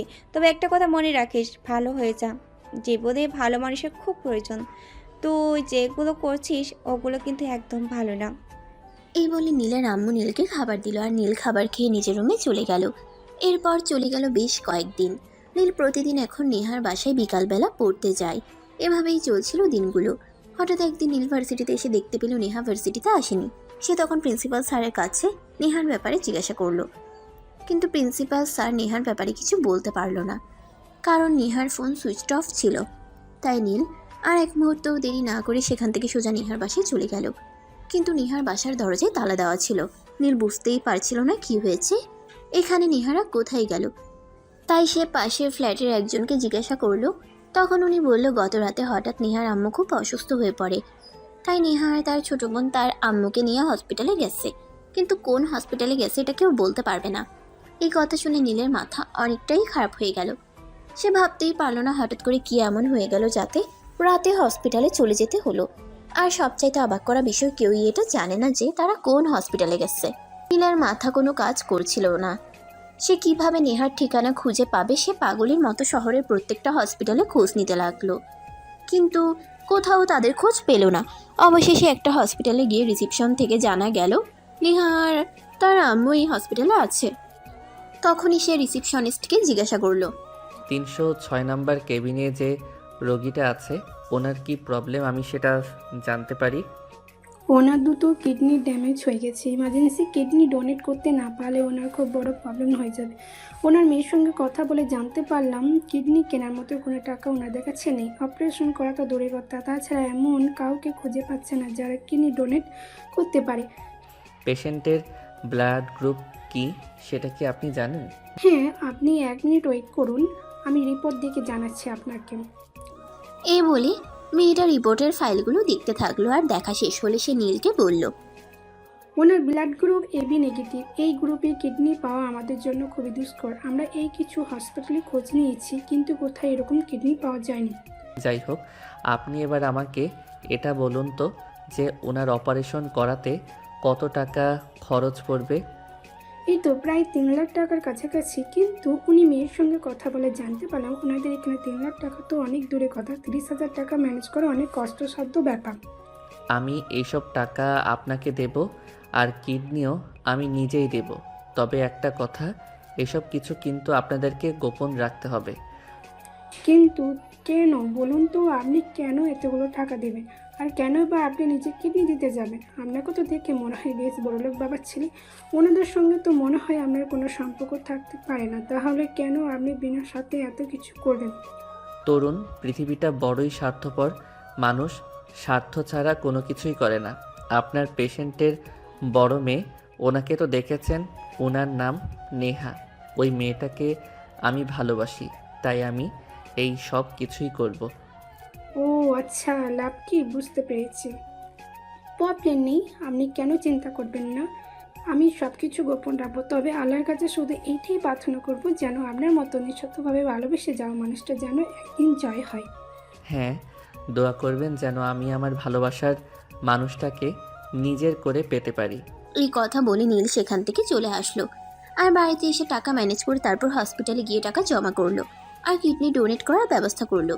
নেহা হসপিটালের কেবিনে বসে কান্না করছে। তখনই নীল সেখানে গেল আর নেহাকে বলল, ম্যাডাম, আপনারা এত বড় একটা প্রবলেমে পড়েছেন, আমাকে জানালেন না? তোমাকে জানিয়ে কি হবে? তুমি আমার স্টুডেন্ট আর আমি তোমার টিচার। তাছাড়া এই অল্প কয়েকদিনের পরিচয় তোমার সঙ্গে, তাহলে তোমার সঙ্গে কেন আমার ফ্যামিলি ম্যাটার শেয়ার করতে যাব? ম্যাডাম, অল্প কদিনের পরিচয় হলেও কিন্তু মানুষকে সহযোগিতা করতে পারি, এই মনোভাব তো আপনার ভিতরে রাখা উচিত ছিল। যাই হোক, বলুন, আমি কি আপনাকে কোনো সহযোগিতা করতে পারি? না, লাগবে না। আমি কারোর থেকে কোনো সহযোগিতা নিতে চাই না। আমার আম্মুকে যদি আল্লাহ পাক হায়াত দিয়ে থাকেন তাহলে আমার আম্মু বেঁচে থাকবেন, নয়তো আর কিছুই করার নেই। সব কিছু আমি আল্লাহ তাআলার উপর ছেড়ে দিয়েছি, কারণ আমার আম্মুর কিডনি তো পাওয়াই যাবে না। তাছাড়া অপারেশন করতে যে টাকার প্রয়োজন সে টাকা আমরা কোথাও পাবো না, তাই সব আল্লাহর কাছে ছেড়ে দিয়েছি। আল্লাহ যা করেন। ম্যাডাম, আমি কি একটু চেষ্টা করে দেখতে পারি? না, সেটার প্রয়োজন হবে না, কারণ এটা 2-1 টাকার ব্যাপার না যে কারো কাছ থেকে ধার নেব। অনেক টাকার ব্যাপার, সেটা আমরা কোনোদিনও পারবো না, তাই সব কিছু আল্লাহ তাআলার উপর ছেড়ে দিয়েছি। নীল তখন আর কোনো কথা না বলে হসপিটাল থেকে বের হয়ে সোজা বাসায় চলে আসলো। আর পরদিন ছিল নেহার মায়ের অপারেশন। সকালবেলা নার্স এসে নেহাকে বলল, আপনার আম্মুকে রেডি করুন, আজ রাতে ওনার অপারেশন হবে। আপনারাও নিজেদেরকে মানসিকভাবে প্রস্তুত করুন। কি বলছেন আপনি এসব? কিন্তু কি করে? আমরা তো টাকা ম্যানেজ করতে পারিনি। আপনারা তো বলেছিলেন আমার আম্মুর অপারেশন করতে 3 লাখ টাকা লাগবে। তাছাড়া ও নেগেটিভ গ্রুপের কিডনি, এগুলো তো ম্যানেজ করা আমাদের পক্ষে সম্ভব হয়ে ওঠেনি। তাহলে কিভাবে কি? সব কিছুর ব্যবস্থা হয়ে গেছে, আর টাকার ব্যবস্থাও একজন করে দিয়েছে, কিন্তু তার পরিচয় আপনাদের কাছে দেওয়া যাবে না। আপনার আম্মুকে যদি বাঁচাতে চান তাহলে এটা আপনাদেরকে করতেই হবে। কেউ একজন বিনা স্বার্থে এতগুলো টাকা দিয়ে গেল, আর আপনারা আমার অনুমতি নিয়ে না নিয়ে সেগুলো রেখে দিয়েছেন। এই কাজটা কিন্তু একদম ঠিক হয়নি। আপনার আম্মুকে বাঁচানোটা আমাদের জন্য খুবই ইম্পর্টেন্ট। আপনার আম্মু বেঁচে থাকলে আপনাদের 2 বোনের মাথার উপর একটা ছায়া থাকবে, কিন্তু আপনার আম্মু যদি আপনাদের ছেড়ে চলে যায় তাহলে কি হবে সেটা একবার ভেবে দেখেছেন? তাই আমাকে প্রশ্ন করার থেকে বিরত থাকুন এবং আপনার আম্মুকে অপারেশনে পাঠানোর জন্য নিজেদেরকে মানসিকভাবে প্রস্তুত করুন। এই বলে নার্স সেখান থেকে চলে গেল। আর নেহা তখন বসে বসে মনে মনে ভাবতে থাকলো, কে এই মানুষটা যে নিজের পরিচয় গোপন করে এতগুলো টাকা দিয়ে গেল আর সেই সঙ্গে কিডনির ব্যবস্থা করে দিল। এই জগতে কি আদৌ এতটা ভালো মানুষ এখনো বেঁচে আছে? তখনই তার ছোট বোন তাকে বলল, আপু, আল্লাহ পাক হয়তো আমাদের দিকে মুখ তুলে তাকিয়ে আছেন। আল্লাহ তো জানেন আমাদের আব্বু বেঁচে নেই। আম্মুকে আমাদের কাছ থেকে কেড়ে নিলে আমরা কি নিয়ে বাঁচব? তাই হয়তো আল্লাহ কোনো ফেরেশতাকে মানুষ রূপে আমাদেরকে সাহায্য করার জন্য পাঠিয়েছে। হ্যাঁ, তুই একদম ঠিক কথাই বলেছিস। তা না হলে কি এতগুলো টাকা কেউ বিনা স্বার্থে নিজের পরিচয় গোপন রেখে দিয়েছে? নিশ্চয়ই আল্লাহ তাআলা আমাদের মুখের দিকে তাকিয়েছেন। আল্লাহর কাছে লাখ লক্ষ কোটি শুকরিয়া যে আল্লাহ আমাদের এই বিপদ থেকে উদ্ধার করেছেন। হ্যাঁ আপু চল 2 বোন 2 রাকাত করে নফল নামাজ আদায় করি আর আল্লাহর কাছে শুকরিয়া আদায় করি। আল্লাহ আমাদেরকে এত বড় একটা বিপদ থেকে উদ্ধার করেছে। তা না হলে তো আমরা আমাদের আম্মুকে বাঁচাতেই পারতাম না? চোখের সামনে আম্মু আমাদের ছেড়ে চলে যেত, আর এটা আমাদের দুই বোনের চোখ দিয়ে দেখা ছাড়া আর কিছুই করার ছিল না। হ্যাঁ চল, আল্লাহ যেহেতু আমাদেরকে এত বড় একটা বিপদ থেকে উদ্ধার করেছেন, আল্লাহর কাছে শুকরিয়া তো জ্ঞাপন করতেই হবে। চল আমরা নামাজ পড়ি। এই বলে দুই বোন হসপিটালে নামাজের জায়গায় চলে গেল, আর সেখানে বসে এই দু বোন নামাজ আদায় করলো। নামাজ শেষে দুজন আবার কেবিনে চলে এসেছে। তখনই নীল সেখানে আসলো আর বলল, ম্যাডাম, শুনলাম আজকে নাকি আপনার মায়ের অপারেশন। এতগুলো টাকা আর কিডনি কিভাবে ম্যানেজ হলো? সেটা তো জানি না, নার্স বলল কেউ নাকি একজন নিজের পরিচয় গোপন রেখে এগুলো দিয়ে গেছে। আল্লাহ হয়তো তাকে ফেরেশতা রূপে আমাদের জীবনে পাঠিয়েছে। জানি না কে সেই মানুষটা, তবে তার জন্য মন থেকে অনেক ভালোবাসার দোয়া রইল। আল্লাহ যেন এই মানুষটাকে সব সময় ভালো রাখে। আপনারা একবারও ওই মানুষটার পরিচয় জানতে চাইলেন না কিংবা দেখা করতে চাইলেন না? কি করে দেখা করব? নার্স তো বলল সেই মানুষটা আমাদের সামনে আসবে না, এমনকি আমাদেরও পরিচয় দেবে না। আমাদের এই মুহূর্তে আমাদের আম্মুকে বাঁচিয়ে তোলাটাই সবচেয়ে বেশি ইম্পর্টেন্ট। সে যেই হোক, আল্লাহ হয়তো তাকে আমাদের জন্য পাঠিয়েছে, তাই সে এসেছে। আমরা এর বেশি কিছুই জানতে চাই না, আমাদের আম্মু বেঁচে থাকলেই হলো। আমিও আল্লাহর কাছে এটাই প্রার্থনা করি, আল্লাহ যেন আপনার আম্মুকে খুব তাড়াতাড়ি সুস্থ করে দেন। আমি আজ তাহলে আসি, আমার একটু কাজ আছে। এই বলে নীল সেখান থেকে বের হয়ে সোজা অপারেশন থিয়েটারে চলে গেল। অপারেশন থিয়েটারে পৌঁছাতেই ডক্টর তাকে বলল, মিস্টার নীল, সত্যি আপনার মতো মানুষ হয় না। মিস্টার নীল, সত্যি আপনার মতো মানুষ হয় না। আপনি এতগুলো টাকা দিচ্ছেন আর সেই সঙ্গে নিজের শরীর থেকে একটা কিডনি বের করে আরেকজনকে দিয়ে দিচ্ছেন, কিন্তু সেটা যে আপনার জন্য রিস্ক হতে পারে সেটা চিন্তা আপনি একবারও করলেন না। দেখুন, আমার কিছু হলে আমার বাবার অনেক টাকা পয়সা আছে। আমার বাবা যেভাবেই হোক আমাকে বাঁচিয়ে নিতে পারবে, কিন্তু এই ফ্যামিলিটার পাশে যদি আমি না দাঁড়াই তাহলে এই ফ্যামিলিটা একদম ভেঙে পড়বে। আপনি নেহার অবস্থা দেখেছেন, মেয়েটা কান্না করতে করতে চোখের নিচে কালি পড়ে গেছে। কত রাত ঘুমায় না সেটা দেখলেই বোঝা যায়। এই ফ্যামিলিটার পাশে যদি এই মুহূর্তে আমি না দাঁড়াই তাহলে আর কেউ এই ফ্যামিলিটার পাশে দাঁড়াবে না, আর দুটো মেয়ে মা হারা হয়ে যাবে। এটা তো কোনোভাবেই মেনে নেওয়া যায় না। আমাদের সমাজে মেয়েদের একা বেঁচে থাকাটা কতটা কঠিন আর কতটা কষ্টের সেটা তো নিশ্চয়ই আপনি জানেন। তো এই ব্যাপারে আর কেন আমাকে প্রশ্ন করছেন? ঠিক আছে, চলুন তাহলে অপারেশন শুরু করা যাক। অতঃপর ডক্টর অপারেশন শুরু করলেন। নীলের বডি থেকে কিডনি ট্রান্সফার করা হলো, আর তারপর তাকে অন্য একটা আলাদা গোপন কেবিনে পাঠিয়ে দেওয়া হলো, যেটার খোঁজ হসপিটালের নার্স কেন অন্য কেউ জানে না, শুধু ডক্টররা ছাড়া। অপরদিকে সেই একই অপারেশন থিয়েটারে 10 মিনিট পর নেহার আম্মুকে নিয়ে আসা হলো এবং অপারেশন করে ওনার বডিতে কিডনি প্রতিস্থাপন করা হলো। আজ 10 দিন হলো নীল বাড়িতে নেই। তার খোঁজ শুধু তার ছোট বোন রিমি ছাড়া অন্য কেউ জানে না। মাঝে মধ্যে হসপিটালে তার ভাইয়ের সঙ্গে দেখা করতে আসে, কিন্তু ফ্যামিলির মানুষ জানতে চাইলে সে কিছুই বলে না। তার ফ্যামিলির মানুষজন এখন প্রায় পাগলের মতো হয়ে গেছে। ভাইয়া, এখন তো তুই মোটামুটি সুস্থ। ডাক্তারের সঙ্গে কথা বলেছিলাম, ডাক্তার বললো তোকে আগামীকাল বাসায় নিয়ে যাওয়া যাবে। হ্যাঁ, ডক্টর আমাকে বলেছে আমি চাইলে আগামীকাল বাড়ি ফিরে যেতে পারি, কিন্তু নেহার আম্মুর এখন কি অবস্থা সেটা তো জানা গেল না। আজ ডক্টর আসুক, ডক্টরের কাছে আমি নেহার আম্মুর ব্যাপারে জিজ্ঞাসা করব। ভাইয়া, তুই কেন এরকমটা করতে গেলি? আব্বু আম্মু জানতে পারলে কতটা কষ্ট পাবে তুই জানিস? তোর সঙ্গে দুষ্টুমি ফাজলামি করি ঠিক আছে, কিন্তু আব্বু আম্মু আর তোকে কতটা ভালোবাসে তুই সেটা বুঝতে পারবি না। আব্বু যদি তোর এই অপারেশনের কথা জানতে পারে তাহলে আমি নিশ্চিত আব্বু হার্ট ফেল করবে। তাহলে তুই কেন আছিস? তুই তো আমার বোন, আমি তো সব কিছু তোকে জানিয়েছি। তুই কেন আব্বুকে জানাবি এসব কথা? যেটা জানিস ক্ষতিকর হবে সেটা কেন তুই করতে যাবি? তাই বলে তুই নিজের জীবনের ওপর এত বড় একটা রিস্ক নিবি? এটা তো কেউ কল্পনাও করতে পারে না। আচ্ছা, আমি এখন বাসায় যাই তাহলে। এই কথা বলে রিমি হসপিটাল থেকে বাসায় চলে আসলো। তার আম্মুর মুখের দিকে তাকানো যাচ্ছে না। একমাত্র ছেলে হারানোর শোকে তিনি পাগল প্রায় অবস্থা। চোখের নিচে কালি পড়ে গেছে। বিগত 10 দিনের একটা রাতের জন্যও তিনি ঘুমাননি। রিমি, আমি তো ব্যাপারটা বুঝতে পারছি না, তুই কি করে এত স্বাভাবিক আছিস? যেটা আমার কাছে বলতো শুনি, সেটা আমার কাছে বলতো শুনি। আমার ছেলেটা চলে গেছে, এত কিছু বুঝি তোর, আমার ছেলেটা চলে গেছে এতে বুঝি তোর অনেক সুবিধা হয়ে গেছে, তাই না? আম্মু বিষয়টা ওরকম নয়, তোমার ছেলের ছোট বাচ্চা নয় যে হারিয়ে যাবে, তোমার ছেলে নিশ্চিন্তে ফিরে আসবে। তারপর রিমি সেখানে আর না দাঁড়িয়ে সোজা নিজের রুমে চলে গেল, কারণ এরপর তার আম্মু তাকে পিড়াপিড়ি শুরু করবে। আর তারপর যদি সে মুখ ফসকে সত্যি কথা বলে ফেলে তখন কি হবে?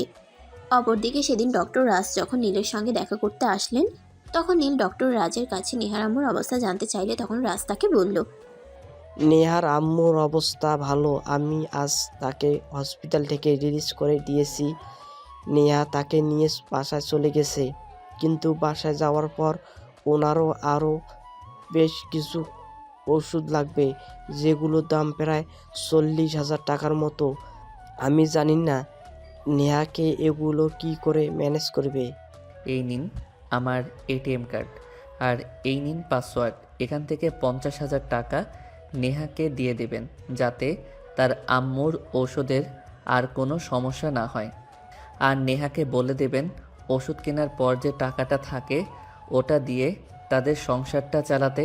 সত্যি তোমার মতো ছেলে আমি সত্যিই দেখিনি। কেউ কাউকে এতটা ভালোবাসতে পারে এটা তোমাকে না দেখলে আমি সত্যিই বুঝতে পারতাম না। কিন্তু আমার একটা বিষয় খটকা লাগছে, কেন তুমি এত কিছু করছো, আর কেনই বা নিজেকে গোপন রেখে করছো?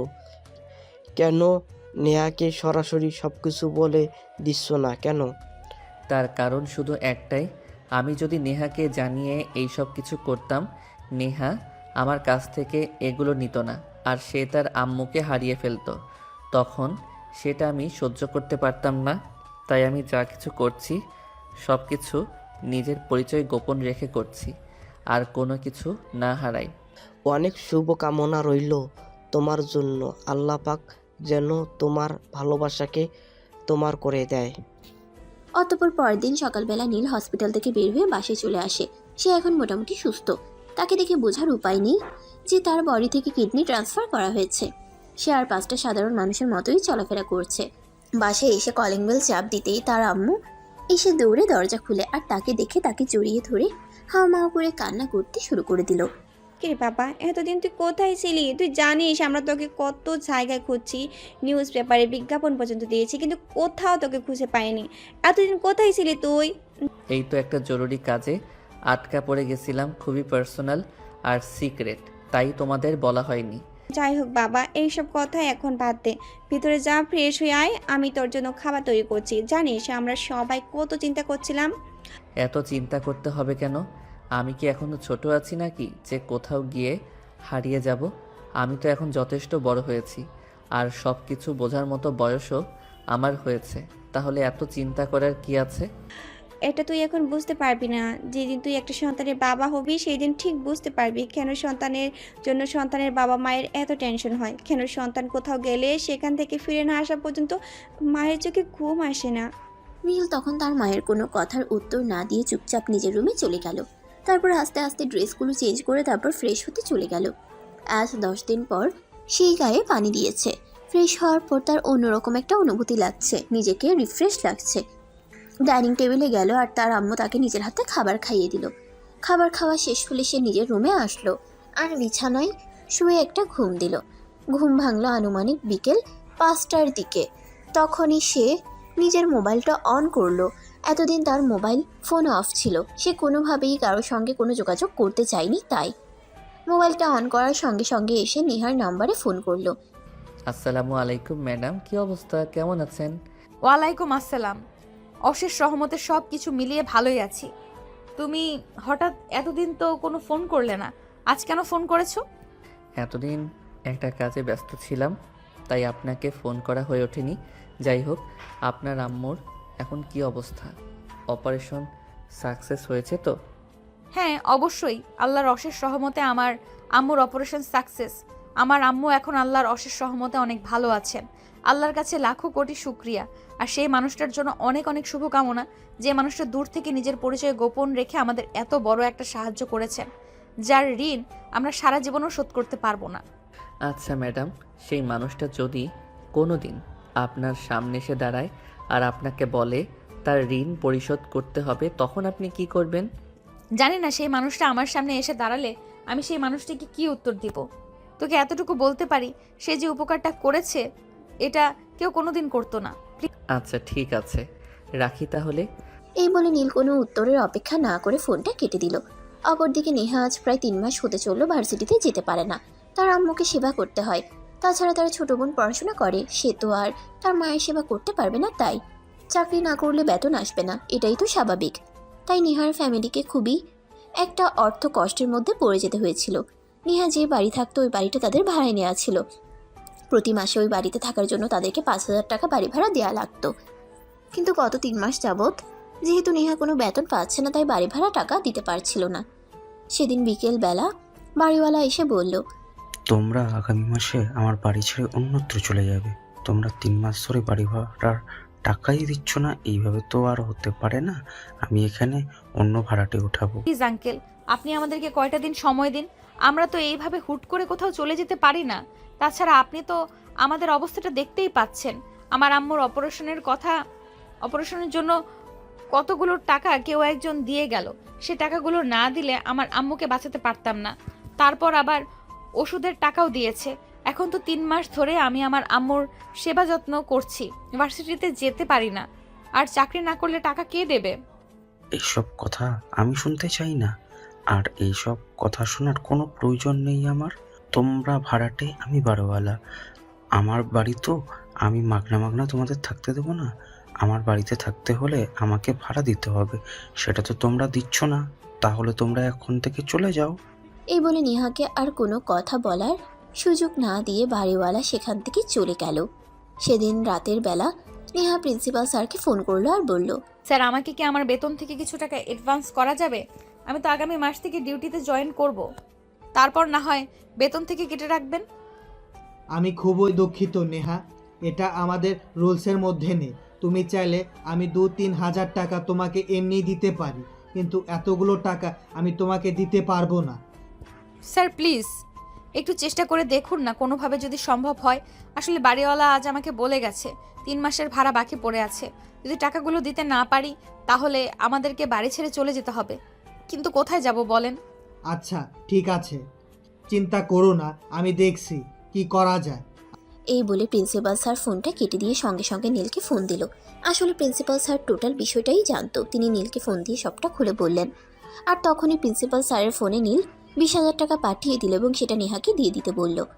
নীলের সঙ্গে কথা বলা শেষ হলে প্রিন্সিপাল স্যার আবার নেহাকে ফোন করলো। নেহা ফোনটা রিসিভ করে বলল, স্যার প্লিজ একটু চেষ্টা করুন না। আমি বলছি তো আমি আগামী মাস থেকে ডিউটিতে জয়েন করব। তারপর আমার বেতন থেকে টাকাটা কেটে রেখে দিবেন। প্লিজ স্যার, একটা কিছু করুন। আচ্ছা ঠিক আছে, আমি তোমাকে টাকাটা দিচ্ছি, কিন্তু আমার ব্যক্তিগত টাকা, এই টাকাটা তোমাকে ফেরত দিতে হবে না। আমি তোমাকে ভাই হিসেবে তোমাকে এই টাকাটা দিচ্ছি, এটা তোমার বেতন থেকে নয়। কিন্তু স্যার আপনি কেন এতগুলো টাকা আমাকে এমনি এমনি দিতে যাবেন? হ্যাঁ, এই মুহূর্তে তোমার কারণ জানাটা খুব বেশি জরুরি নাকি? টাকাটা খুব বেশি জরুরি, বলো তো শুনি। আমার তো এই মুহূর্তে টাকাটাই খুব বেশি প্রয়োজন। কারণ আমি টাকাটা না পেলে বাড়িটা ছেড়ে দিতে হবে। আর বাড়ি ছেড়ে দিয়ে কোথায় যাব? ঠিক আছে, তাহলে কাল তুমি আমার বাসা থেকে টাকাটা নিয়ে যেও। আমি আমার বউয়ের কাছে টাকাটা রেখে যাব। ঠিক আছে sir, thank you so much. আল্লাহর কাছে অনেক অনেক দোয়া করি, আল্লাহ যেন আপনাকে ভালো রাখেন। এই বলে নেহা ফোনটা কেটে দিল। আর পরদিন সকালবেলা প্রিন্সিপাল স্যারের বাসা থেকে টাকাটা নিয়ে আসলো আর বাড়িওয়ালার টাকাটা বুঝিয়ে দিল। কিন্তু এভাবে তার চলবে না, তাদের সংসার খরচ বলেও তো একটা জিনিস আছে। নেহা এগুলো নিয়ে চিন্তা করছিল, তখনই হঠাৎ তার ছোট বোন সেখানে আসলো আর তাকে বলল, আপু, আগামীকাল আমার কলেজের সেমিস্টার ফি দিতে হবে, তা না হলে আমাকে কলেজ থেকে বের করে দিবে। এখন কি করব বল? আমার মাথাটা একদম খারাপ হয়ে গেছে। কি করব আমি কিছুই ভেবে পাচ্ছি না। এই তো সবে প্রিন্সিপাল স্যারের কাছ থেকে কিছু টাকা নিয়ে আসলাম, সেগুলো বাড়ি ভাড়া দিয়ে এসেছি। এখন আবার তোর কলেজের সেমিস্টার ফি আমি কোথা থেকে দেব? আপু, তুই তো পড়াশোনা করেছিস, জানিস পড়াশোনা সম্পর্কে। এখন যদি আমি কলেজের সেমিস্টার ফি দিতে না পারি তাহলে আমাকে সত্যি সত্যি নাকি কলেজ থেকে বের করে দিবে। আচ্ছা ঠিক আছে, তুই যা, আমি দেখছি কি করা যায়। আমাকে বেশি প্যারা দিস না, এখন আর আমার মাথা কাজ করছে না। এই কথা বলে নেহা সেখান থেকে উঠে নিজের রুমে চলে গেল। পরের দিন রিয়া কলেজে যাচ্ছিল, তখনই হঠাৎ রাস্তায় নীলের সঙ্গে দেখা হয়। নীল যেহেতু নেহার কাছে টিউশন পড়তেছে, তো তাই রিয়া নীলকে চিনত। নীলকে দেখতেই সে দাঁড়ালো। আসসালামু আলাইকুম ভাইয়া, কি অবস্থা, কেমন আছেন? আপনাকে তো অনেক দিন ধরে দেখাই যায় না। আসলে একটা ঝামেলায় পড়ে গেছিলাম, তাই তোমাদের কি অবস্থা বলো শুনি। তোমার আম্মু কেমন আছে? এই তো ভালোই, আপনি কেমন আছেন? এই তো আলহামদুলিল্লাহ ভালো আছি ম্যাডাম। কবে থেকে ভার্সিটি যাবে বলতে পারো? আপু মনে হয় 1 তারিখ থেকে ভার্সিটি যাবে। আম্মুর শরীর এখন মোটামুটি সুস্থ। তারপর দুজনে পাশেই একটা চায়ের দোকানে বসে চা খেতে লাগলো আর গল্প করতে থাকলেও তখনই হঠাৎ কলেজের সেমিস্টার ফি এর ব্যাপারে রিয়া নীলকে বলে ফেলে। আর সেটা শুনে নীল বলে, এটা তুমি আমাকে বলনি কেন? আমাকে বললেই তো সমস্যাটার সমাধান হয়ে যেত। কত টাকা তোমার সেমিস্টার ফি? অনেক টাকা ভাইয়া, পুরো 22,000 টাকা। এতগুলো টাকা কোথায় পাবো ভেবে পাচ্ছি না। আপুকে বলেছিলাম তো, আপু তো আমাকে উল্টে আরও মেজাজ দেখালো। ঠিক আছে, সমস্যা নেই। আমি কাল তোমার কলেজে গিয়ে তোমার সেমিস্টার ফি দিয়ে আসবো। তবে হ্যাঁ, এই কথা কিন্তু তোমার আপু যেন কোনোভাবে জানতে না পারে। তোমার আপু জানতে পারলে কিন্তু তোমার খবর আছে বলে দিলাম। কিন্তু ভাইয়া আপনি কেন দিবেন? আর আপু তো এটা আমার কাছে জিজ্ঞাসা করবে আমি এতগুলো টাকা কোথায় পেলাম। তখন আমি আপুকে কি উত্তর দিব? তুমি বলবে তুমি প্রিন্সিপালের সঙ্গে কথা বলেছিলে, তাই প্রিন্সিপাল তোমার এই টাকাগুলো মাফ করে দিয়েছে। ব্যাস, এইটুকুই। কিন্তু ভাইয়া আপনি তো আমার আপুকে খুব ভালো করেই চেনেন। আমার আপু অতটাও সহজ নয়। আপনি যতটা সহজ করে বলছেন তাকে এতটা সহজে বুঝিয়ে দেওয়া যাবে? এত চিন্তা করো না, যা হয় সেটা পরে দেখা যাবে। এখন তোমাকে আমি যেটা বলছি সেটাই করো। এরপর দুজনে কথা বলা শেষ করে বাসায় চলে গেলে পরের দিন নীল ভার্সিটিতে গিয়ে রিয়ার সেমিস্টার ফি দিয়ে দিল। এরপর চলে গেল 1 সপ্তাহ। হঠাৎ একদিন নেহা ড্রয়িং রুমে বসেছিল, তখনই সে রিয়াকে ডেকে নিল আর বলল, কিরে, তুই সেদিন আমাকে বললি তোর সেমিস্টার ফি দিতে না পারলে তোকে কলেজ থেকে বের করে দেওয়া হবে, কিন্তু এরপর তো তুই কিছুই বললি না। আসলে আপু আমি তো জানি তুই টাকাটা ম্যানেজ করতে পারবি না, তাই আমি প্রিন্সিপাল স্যারকে অনেক রিকোয়েস্ট করে বুঝিয়ে বললাম। তারপর প্রিন্সিপাল স্যার আমার সেমিস্টার ফি মাফ করে দিল, বলল আমাকে সেমিস্টার ফি দিতে হবে না। কিন্তু তুই তো আমাকে বলেছিলি প্রিন্সিপাল বলেছে সেমিস্টার ফি দিতে না পারলে তোকে কলেজ থেকে বের করে দেবে। তাহলে প্রিন্সিপাল স্যার এত সহজে কিভাবে বিষয়টা মেনে নিল? আপু আমি অনেক কান্নাকাটি করে প্রিন্সিপাল স্যারকে বিষয়টা বুঝিয়ে বলি, আর তারপর প্রিন্সিপাল স্যার বিষয়টা মেনে নেয়। এইটুকুই। আচ্ছা ঠিক আছে, সমস্যা নেই, আমি আগামীকাল থেকে ভার্সিটিতে যাচ্ছি। তুই কিন্তু কলেজ টাইমের বাইরে কোনো টাইম ওয়েস্ট করবি না। কলেজ শেষ হলে সোজা বাসায় চলে আসবি। আম্মুর খেয়াল রাখবি। আম্মু কিন্তু এখনো পুরোপুরি সুস্থ হয়নি, এটা কিন্তু তোকে মাথায় রাখতে হবে। ঠিক আছে আপু, কোনো সমস্যা নেই, তুই কোনো চিন্তা করিস না। কলেজ শেষ হলে আমি সোজা বাসায় চলে আসবো। এরপর চলে গেল বেশ কিছুদিন। হঠাৎই নেহা তার বয়ফ্রেন্ডের সঙ্গে কথা বলে তার বয়ফ্রেন্ডকে বাড়িতে নিয়ে আসলো আর তার আম্মুর সঙ্গে পরিচয় করিয়ে দিয়ে তাদের বিয়ের ব্যাপারে কথা বলল। তার আম্মু বিষয়টা মেনে নিল আর বিয়ের ব্যাপারে সিদ্ধান্ত নিল। কিছুদিনের মধ্যেই তাদের বিয়ে হবে। কথাটা রিয়ার কান পর্যন্ত করাতে বেশি সময় লাগলো না। রিয়া কথাটা জানতে পারলো আর তার আম্মুর কাছে গিয়ে বলল, আম্মু আমার মনে হয় তোমরা ভুল কিছু সিদ্ধান্ত নিয়েছো। এই সিদ্ধান্ত নেওয়াটা তোমাদের জন্য কিন্তু একদমই ভালো হচ্ছে না, কারণ আপুকে অন্য একজন ভালোবাসে, যে আড়াল থেকে তোমাদের অনেক সহযোগিতা করে যাচ্ছে। কিন্তু কে সেই মানুষটা? কেন সে আমাদের সামনে আসে না? কারণ আপু তাকে পছন্দ করে না, তাই। তাছাড়া সে আপুর স্টুডেন্ট, আপুর চাইতে বয়সে ছোট। আপু তাকে মেনে নিচ্ছে না, তাই সে সামনে আসতে পারছে না। তাহলে তুই কেন এই বিষয়টা জানার পরও আমার সঙ্গে বলিসনি? আমি তো ওই ছেলেটার সঙ্গে কথা বলতাম, এমনকি ওই ছেলেটার ফ্যামিলির সঙ্গেও কথা বলতাম। যে ছেলেটা এত দূর থেকে আমাদের এত সহযোগিতা করে যাচ্ছে, তাকে তো এভাবে আমরা কষ্ট দিতে পারি না। তার ভালোবাসাকে আমরা এভাবে দূরে ঠেলে দিতে পারি না। হ্যাঁ আম্মু, আজ আমি তোমাকে সব সত্য কথা বলে দিই। আমি সব কিছুই জানতাম, কিন্তু আপু এগুলো নিবে না বলেই আমি তোমাকে বলিনি, কারণ আমি তোমাকে হারাতে চাই না। কিন্তু আবুকে তো তুমি চেনো, সে তার জেদের কাছে কোনো কিছুকেই হার মানতে দেয় না। সে এটা কোনো দিনই মেনে নিত না। আরে বাবা, এত কথা না বলে আসল মূল ঘটনা কি সেটা তো আমাকে বল। আম্মু, আসলে তোমার অপারেশনের টাকা থেকে শুরু করে তোমার কিডনি থেকে শুরু করে এখন পর্যন্ত যে টাকাগুলো আমাদের ঘরে এসেছে সে সব টাকাই নীল ভাইয়া দিয়েছে। কি বলছিস তুই? এই কথাগুলো তুই আমাকে আগে কেন জানাসনি? তাহলে তো কখনোই আমি এই বিয়ের সম্পর্কে কোনো কথাই বলতাম না। কারণ যেই ছেলেটা ভালোবাসার জন্য নিজের কিডনি দিয়ে দিতে পারে, সেই ছেলেটা আর যাই হোক একটা মেয়েকে কখনোই ঠকাতে পারে না। হ্যাঁ আম্মু, তাই তো আমি তোমাকে বলতে এলাম, যেটা হচ্ছে সেটা তুমি আটকাও, তা না হলে নীল ভাইয়া একদম শেষ হয়ে যাবে। কারণ সে তার ভালোবাসার মানুষকে কখনোই অন্য একজনের সাথে দেখতে পারবে না। আচ্ছা ঠিক আছে, তুই কোনো চিন্তা করিস না, আমি দেখছি কি করা যায়। যতটা সম্ভব এটা আটকানোর চেষ্টা করব। এই বলে নিহার আম্মু রিয়ার কাছ থেকে নীলের নাম্বারটা নিল আর সঙ্গে সঙ্গে নীলকে ফোন দিয়ে তাদের বাড়িতে ডেকে নিল আর তারপর সামনে বসিয়ে বলল, তুমি কেমন ছেলে বলো আমাকে শুনি? নিজের ভালোবাসার জন্য এত কিছু করছো, তাহলে এগুলো প্রকাশ করো না কেন? আন্টি, আমি নেহাকে ভালোবাসি, কিন্তু সে আমাকে একটু পছন্দ করে না। আমি যদি আপনাদের এই সহযোগিতাগুলো না করতাম তাহলে হয়তো আপনার অপারেশনটা হতো না, কিন্তু আমি যদি জানিয়ে করতাম এগুলো, তাহলে নেহা কোনো দিনও আমার কাছ থেকে এগুলো নিত না। তুমি যখন আমার মেয়েটাকে এতই ভালোবাসো, তাহলে অন্তত একবার সেটা আমার সঙ্গে শেয়ার করা উচিত ছিল তোমার।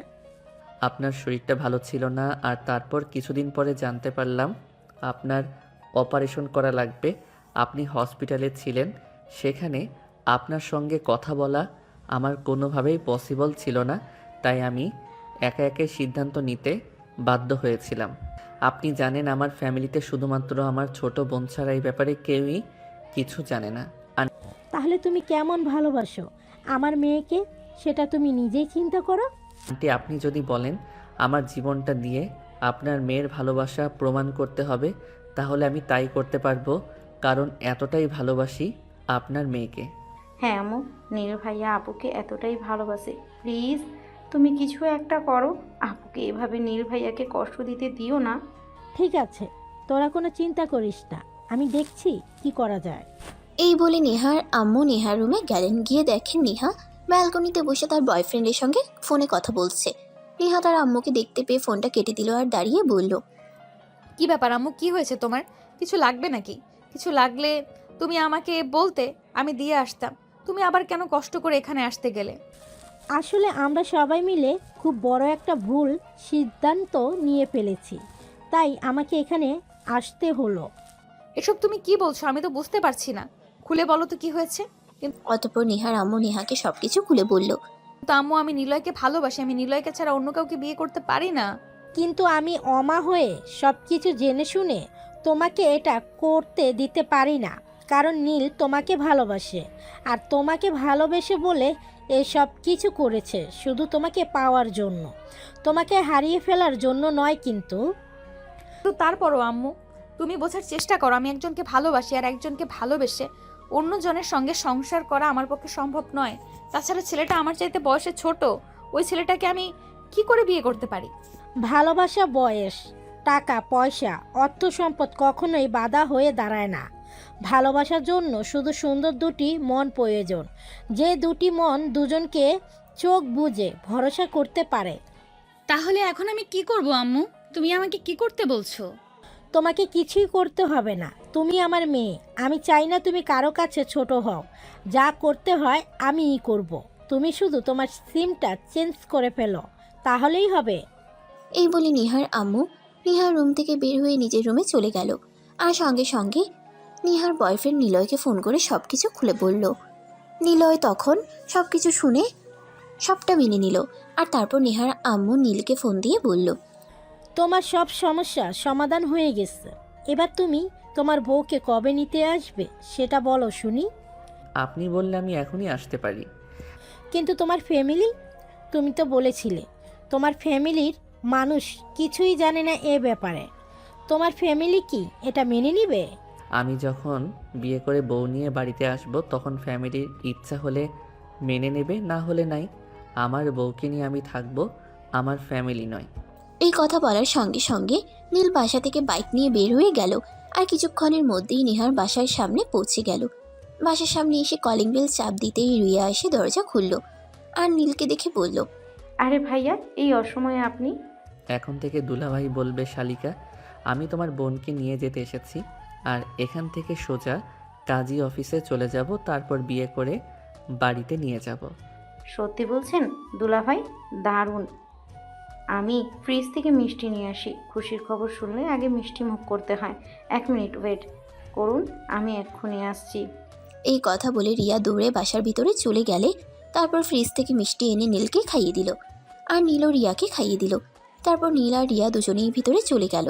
নীল ভিতরে গিয়ে সোজা নেহার রুমে চলে গেল, আর রিয়া বাইরে দাঁড়িয়ে অপেক্ষা করছিল কি হয় সেটা দেখার জন্য। নেহা তখন ব্যালকনিতে বসে আনমনে কিছু একটা ভাবছিল।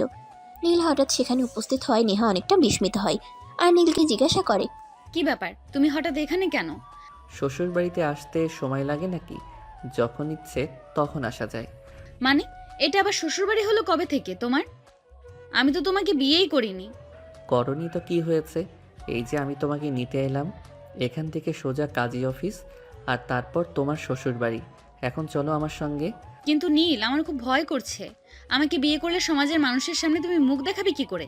সবাই তোমাকে ছোট করে কথা বলবে, আর আমাকে বলবে আমি তোমার বাবার সম্পদ দেখে তোমাকে পটিয়েছি। এগুলো আমি মেনে নিতে পারবো না। প্লিজ বোঝার চেষ্টা করো। সমাজে কে কি বললো না বললো সেসবের পরোয়া আমি করি না। আমি শুধু আমার ভালোবাসার মানুষটাকে নিজের করে পেতে চাই, ব্যাস এইটুকুই। এখন তুমি আমার সঙ্গে যাবে কি যাবে না সেটাই বলো। যাব না সেটা আবার কখন বললাম?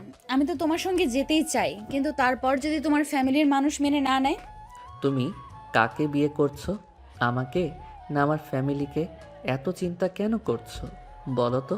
চলো আমার সঙ্গে, তারপর যা হবে সব আমি সামলে নেব। তোমাকে চিন্তা করতে বলিনি। কিন্তু এইভাবে আমি একটা লাল টুকটুকে বেনারসি পরবো, আর আমার জামাই সেও একটা লাল শেরওয়ানি পরবে। তারপর দুজনে অনেক আনন্দ উল্লাস করে সবাইকে নিয়ে বিয়ে করব।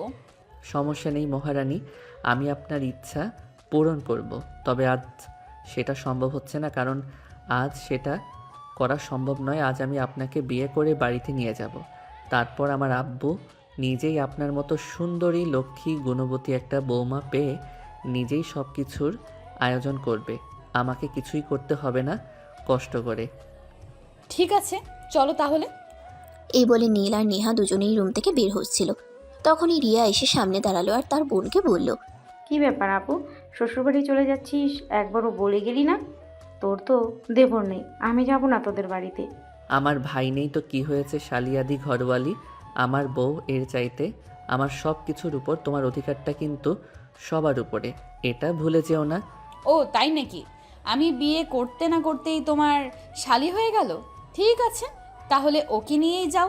তো আমাকে চাইতে আরো বেশি সুন্দরী, ওকেই বিয়ে করো। ধুর যা, আমি আবার সেটা কখন বললাম? আমার বউ সবচাইতে বেশি সুন্দরী, আমার দেখা পৃথিবীতে শ্রেষ্ঠ নারী। আমার বউয়ের সঙ্গে কারোর তুলনা হয় নাকি? হ্যাঁ ভাইয়া, সত্যি আমার বোনের মতো একটা মেয়েকে বউ হিসেবে পাওয়া যে কোনো ছেলের জন্য ভাগ্যের ব্যাপার। আপনি জানেন না, আমার বাবা মারা গিয়েছে যখন আমরা ছোট ছোট। আমার মা তখন থেকেই মোটামুটি অসুস্থ। আপু নিজ হাতে আমাদের এই সংসারটাকে সামলিয়ে রেখেছে। আপুকে আপনি বউ হিসেবে পাচ্ছেন, মানে আপনি পৃথিবীর 10 জন ভাগ্যবানের মধ্যে একজন। অতঃপর নীল আর নেহা বাসা থেকে বের হয়ে সোজা কাজী অফিসে চলে গেল, আর সেখান থেকে বিয়ে করে একদম তার বাড়িতে এসে কলিং বেল চাপ দিতেই তার ছোট বোন রিমি এসে দরজা খুলে দিল, আর তার সঙ্গে নেহাকে দেখে সে চিৎকার দিয়ে তার আম্মুকে ডাকতে লাগলো। আম্মু, ও আম্মু, কোথায় তুমি? তাড়াতাড়ি এইদিকে আসো, দেখো তোমার ছেলে তোমার জন্য পুত্রবধূ নিয়ে এসেছে। তোদের ফাজলামো আর গেল না, সব সময় শুধু ফাজলামোই করতে হবে। আমাকে কোথাও একটু শান্তিতে থাকতে দিস। তোমার মেয়ে কোনো ফাইজলামো করছে না, সত্যি বলছে। আমি তোমার জন্য পুত্রবধূ নিয়ে এসেছি, তাড়াতাড়ি এদিকে আসো। পুত্রবধূকে বরণ করে ঘরে তোলো। এই কথাটা শুনে নীলের আম্মু অনেকটাই আশ্চর্য হলেন। তিনি কিছুই ভাবতে পারছিলেন না। 7-5 চিন্তা করতে করতে তিনি নিচে আসলেন, আর এসে দেখলেন সত্যি সত্যি নীলের সঙ্গে একটা মেয়ে। কিন্তু এই মেয়েটা কে, আর এখানেই বা কেন এসেছে? এসব চিন্তা করতে করতেই তিনি নেহাকে প্রশ্ন করলেন, এই মেয়েকে তুমি? নেহা তখন কোনো উত্তর না দিয়ে নীলের আম্মুকে সালাম করলো, আর তারপর বলল, এখন থেকে বাড়ির পুত্রবধূ শাশুড়ি মা। মানে আমি তো কিছুই বুঝতে পারছি না। এই নীল কি হচ্ছে? এইসব ফাজলামের মানে কি? আম্মু সত্যি বলছি, এটা তোমার পুত্রবধূ। আর আমরা একটু আগে কাজী অফিস থেকে বিয়ে করে তারপর এখানে এসেছি। এখন তুমি তোমার পুত্রবধূকে বরণ করে ঘরে তুলবে কিনা সেটাই বলো। সব কিছু নীলের আম্মুর মাথার উপর দিয়ে যাচ্ছে, তিনি কিছুই বুঝতে পারছেন না। তখনই রিমি তার আম্মুকে সবকিছু খুলে বলল, আর সবকিছু শুনে তার আম্মু তো একদম হতবাক। আমার ছেলেটা এতটা বড় হয়ে গেছে আর আমি সেটাই বুঝতে পারলাম না। যাই হোক, ওয়েট করো, আমি মিষ্টি নিয়ে আসি। এই বলে নীলের আম্মু ঘরে গিয়ে মিষ্টি নিয়ে আসলো আর সবাইকে মিষ্টিমুখ করিয়ে নতুন বউকে ঘরে তুললো। আর অপরদিকে রিমি, নীল আর নেহার যেন বাসর ঘর তৈরি করে দিল। তারপর তার আম্মুর বিয়ের শাড়ি আর গহনাগুলো নেহাকে পরিয়ে নীলের রুমে দিয়ে আসলো। নীলের রুমে নিয়ে আসলো। এই নাও ভাবি, এটা আজ থেকে তোমার রুম। শুধু রুম কেন বলছি, পুরো বাড়িতেই তো তোমার অধিকার আছে। যাই হোক, তবে আমরা খুবই দুঃখিত তোমার শাশুড়ি মায়ের সব কিছু দিয়ে তোমাকে সাজাতে হলো বলে। ভাইয়া যদি আগে কিছু জানাতো তাহলে আমি নিজেই সব কিছু অ্যারেঞ্জ করতাম তোমার জন্য। ঠিক আছে ননদিনী, সমস্যা নেই, আমি এতেই খুশি আছি যে মানুষটা আমায় এতটা ভালোবাসে, তার কাছ থেকে আমাকে কিছু চেয়ে নিতে হবে না। আমি আশা করি সে নিজের থেকেই আমার সব অপূর্ণ ইচ্ছা পূরণ করবে। হ্যাঁ, সেটা আর বলতে হয়। যাই হোক, আমি এখন আসি। Enjoy the night. এই কথা বলে রিমি সেখান থেকে চলে গেল। প্রায় 10 মিনিট পর নীল রুমে এসে প্রবেশ করলো। নেহা তখন নীলের কাছে গিয়ে তাকে পা ছুঁয়ে সালাম করতে যাবে, তখন নীল তাকে বুকের সঙ্গে মিশিয়ে নিল আর বলতে লাগলো, তোমার জায়গা আমার পায়ে নয়, আমার বুকে। তোমায় ভালোবাসি। তোমাকে আমি আমার বউ বানিয়ে বাড়িতে নিয়ে এসেছি, আমার দাসী বানিয়ে নয় যে তুমি আমার পায়ে থাকবে। এই ভালোবাসা থাকবে তো নাকি জানলা দিয়ে পালিয়ে যাবে? এই ভালোবাসা আজীবন থাকবে পাগলি। তোমায় ভালোবাসি বলেই তো এত কিছু করে তোমায় আমার করে নিয়েছি। এই বলে নীল নেহাকে আরো শক্ত করে নিজের বুকের সঙ্গে জড়িয়ে ধরলো আর তার কপালে আলতো করে একটা ভালোবাসার পরশ এঁকে দিল। নেহা তখন নীলকে প্রশ্ন করলো, কেন এত ভালোবাসো আমায়? এমন কি আছে আমার মাঝে?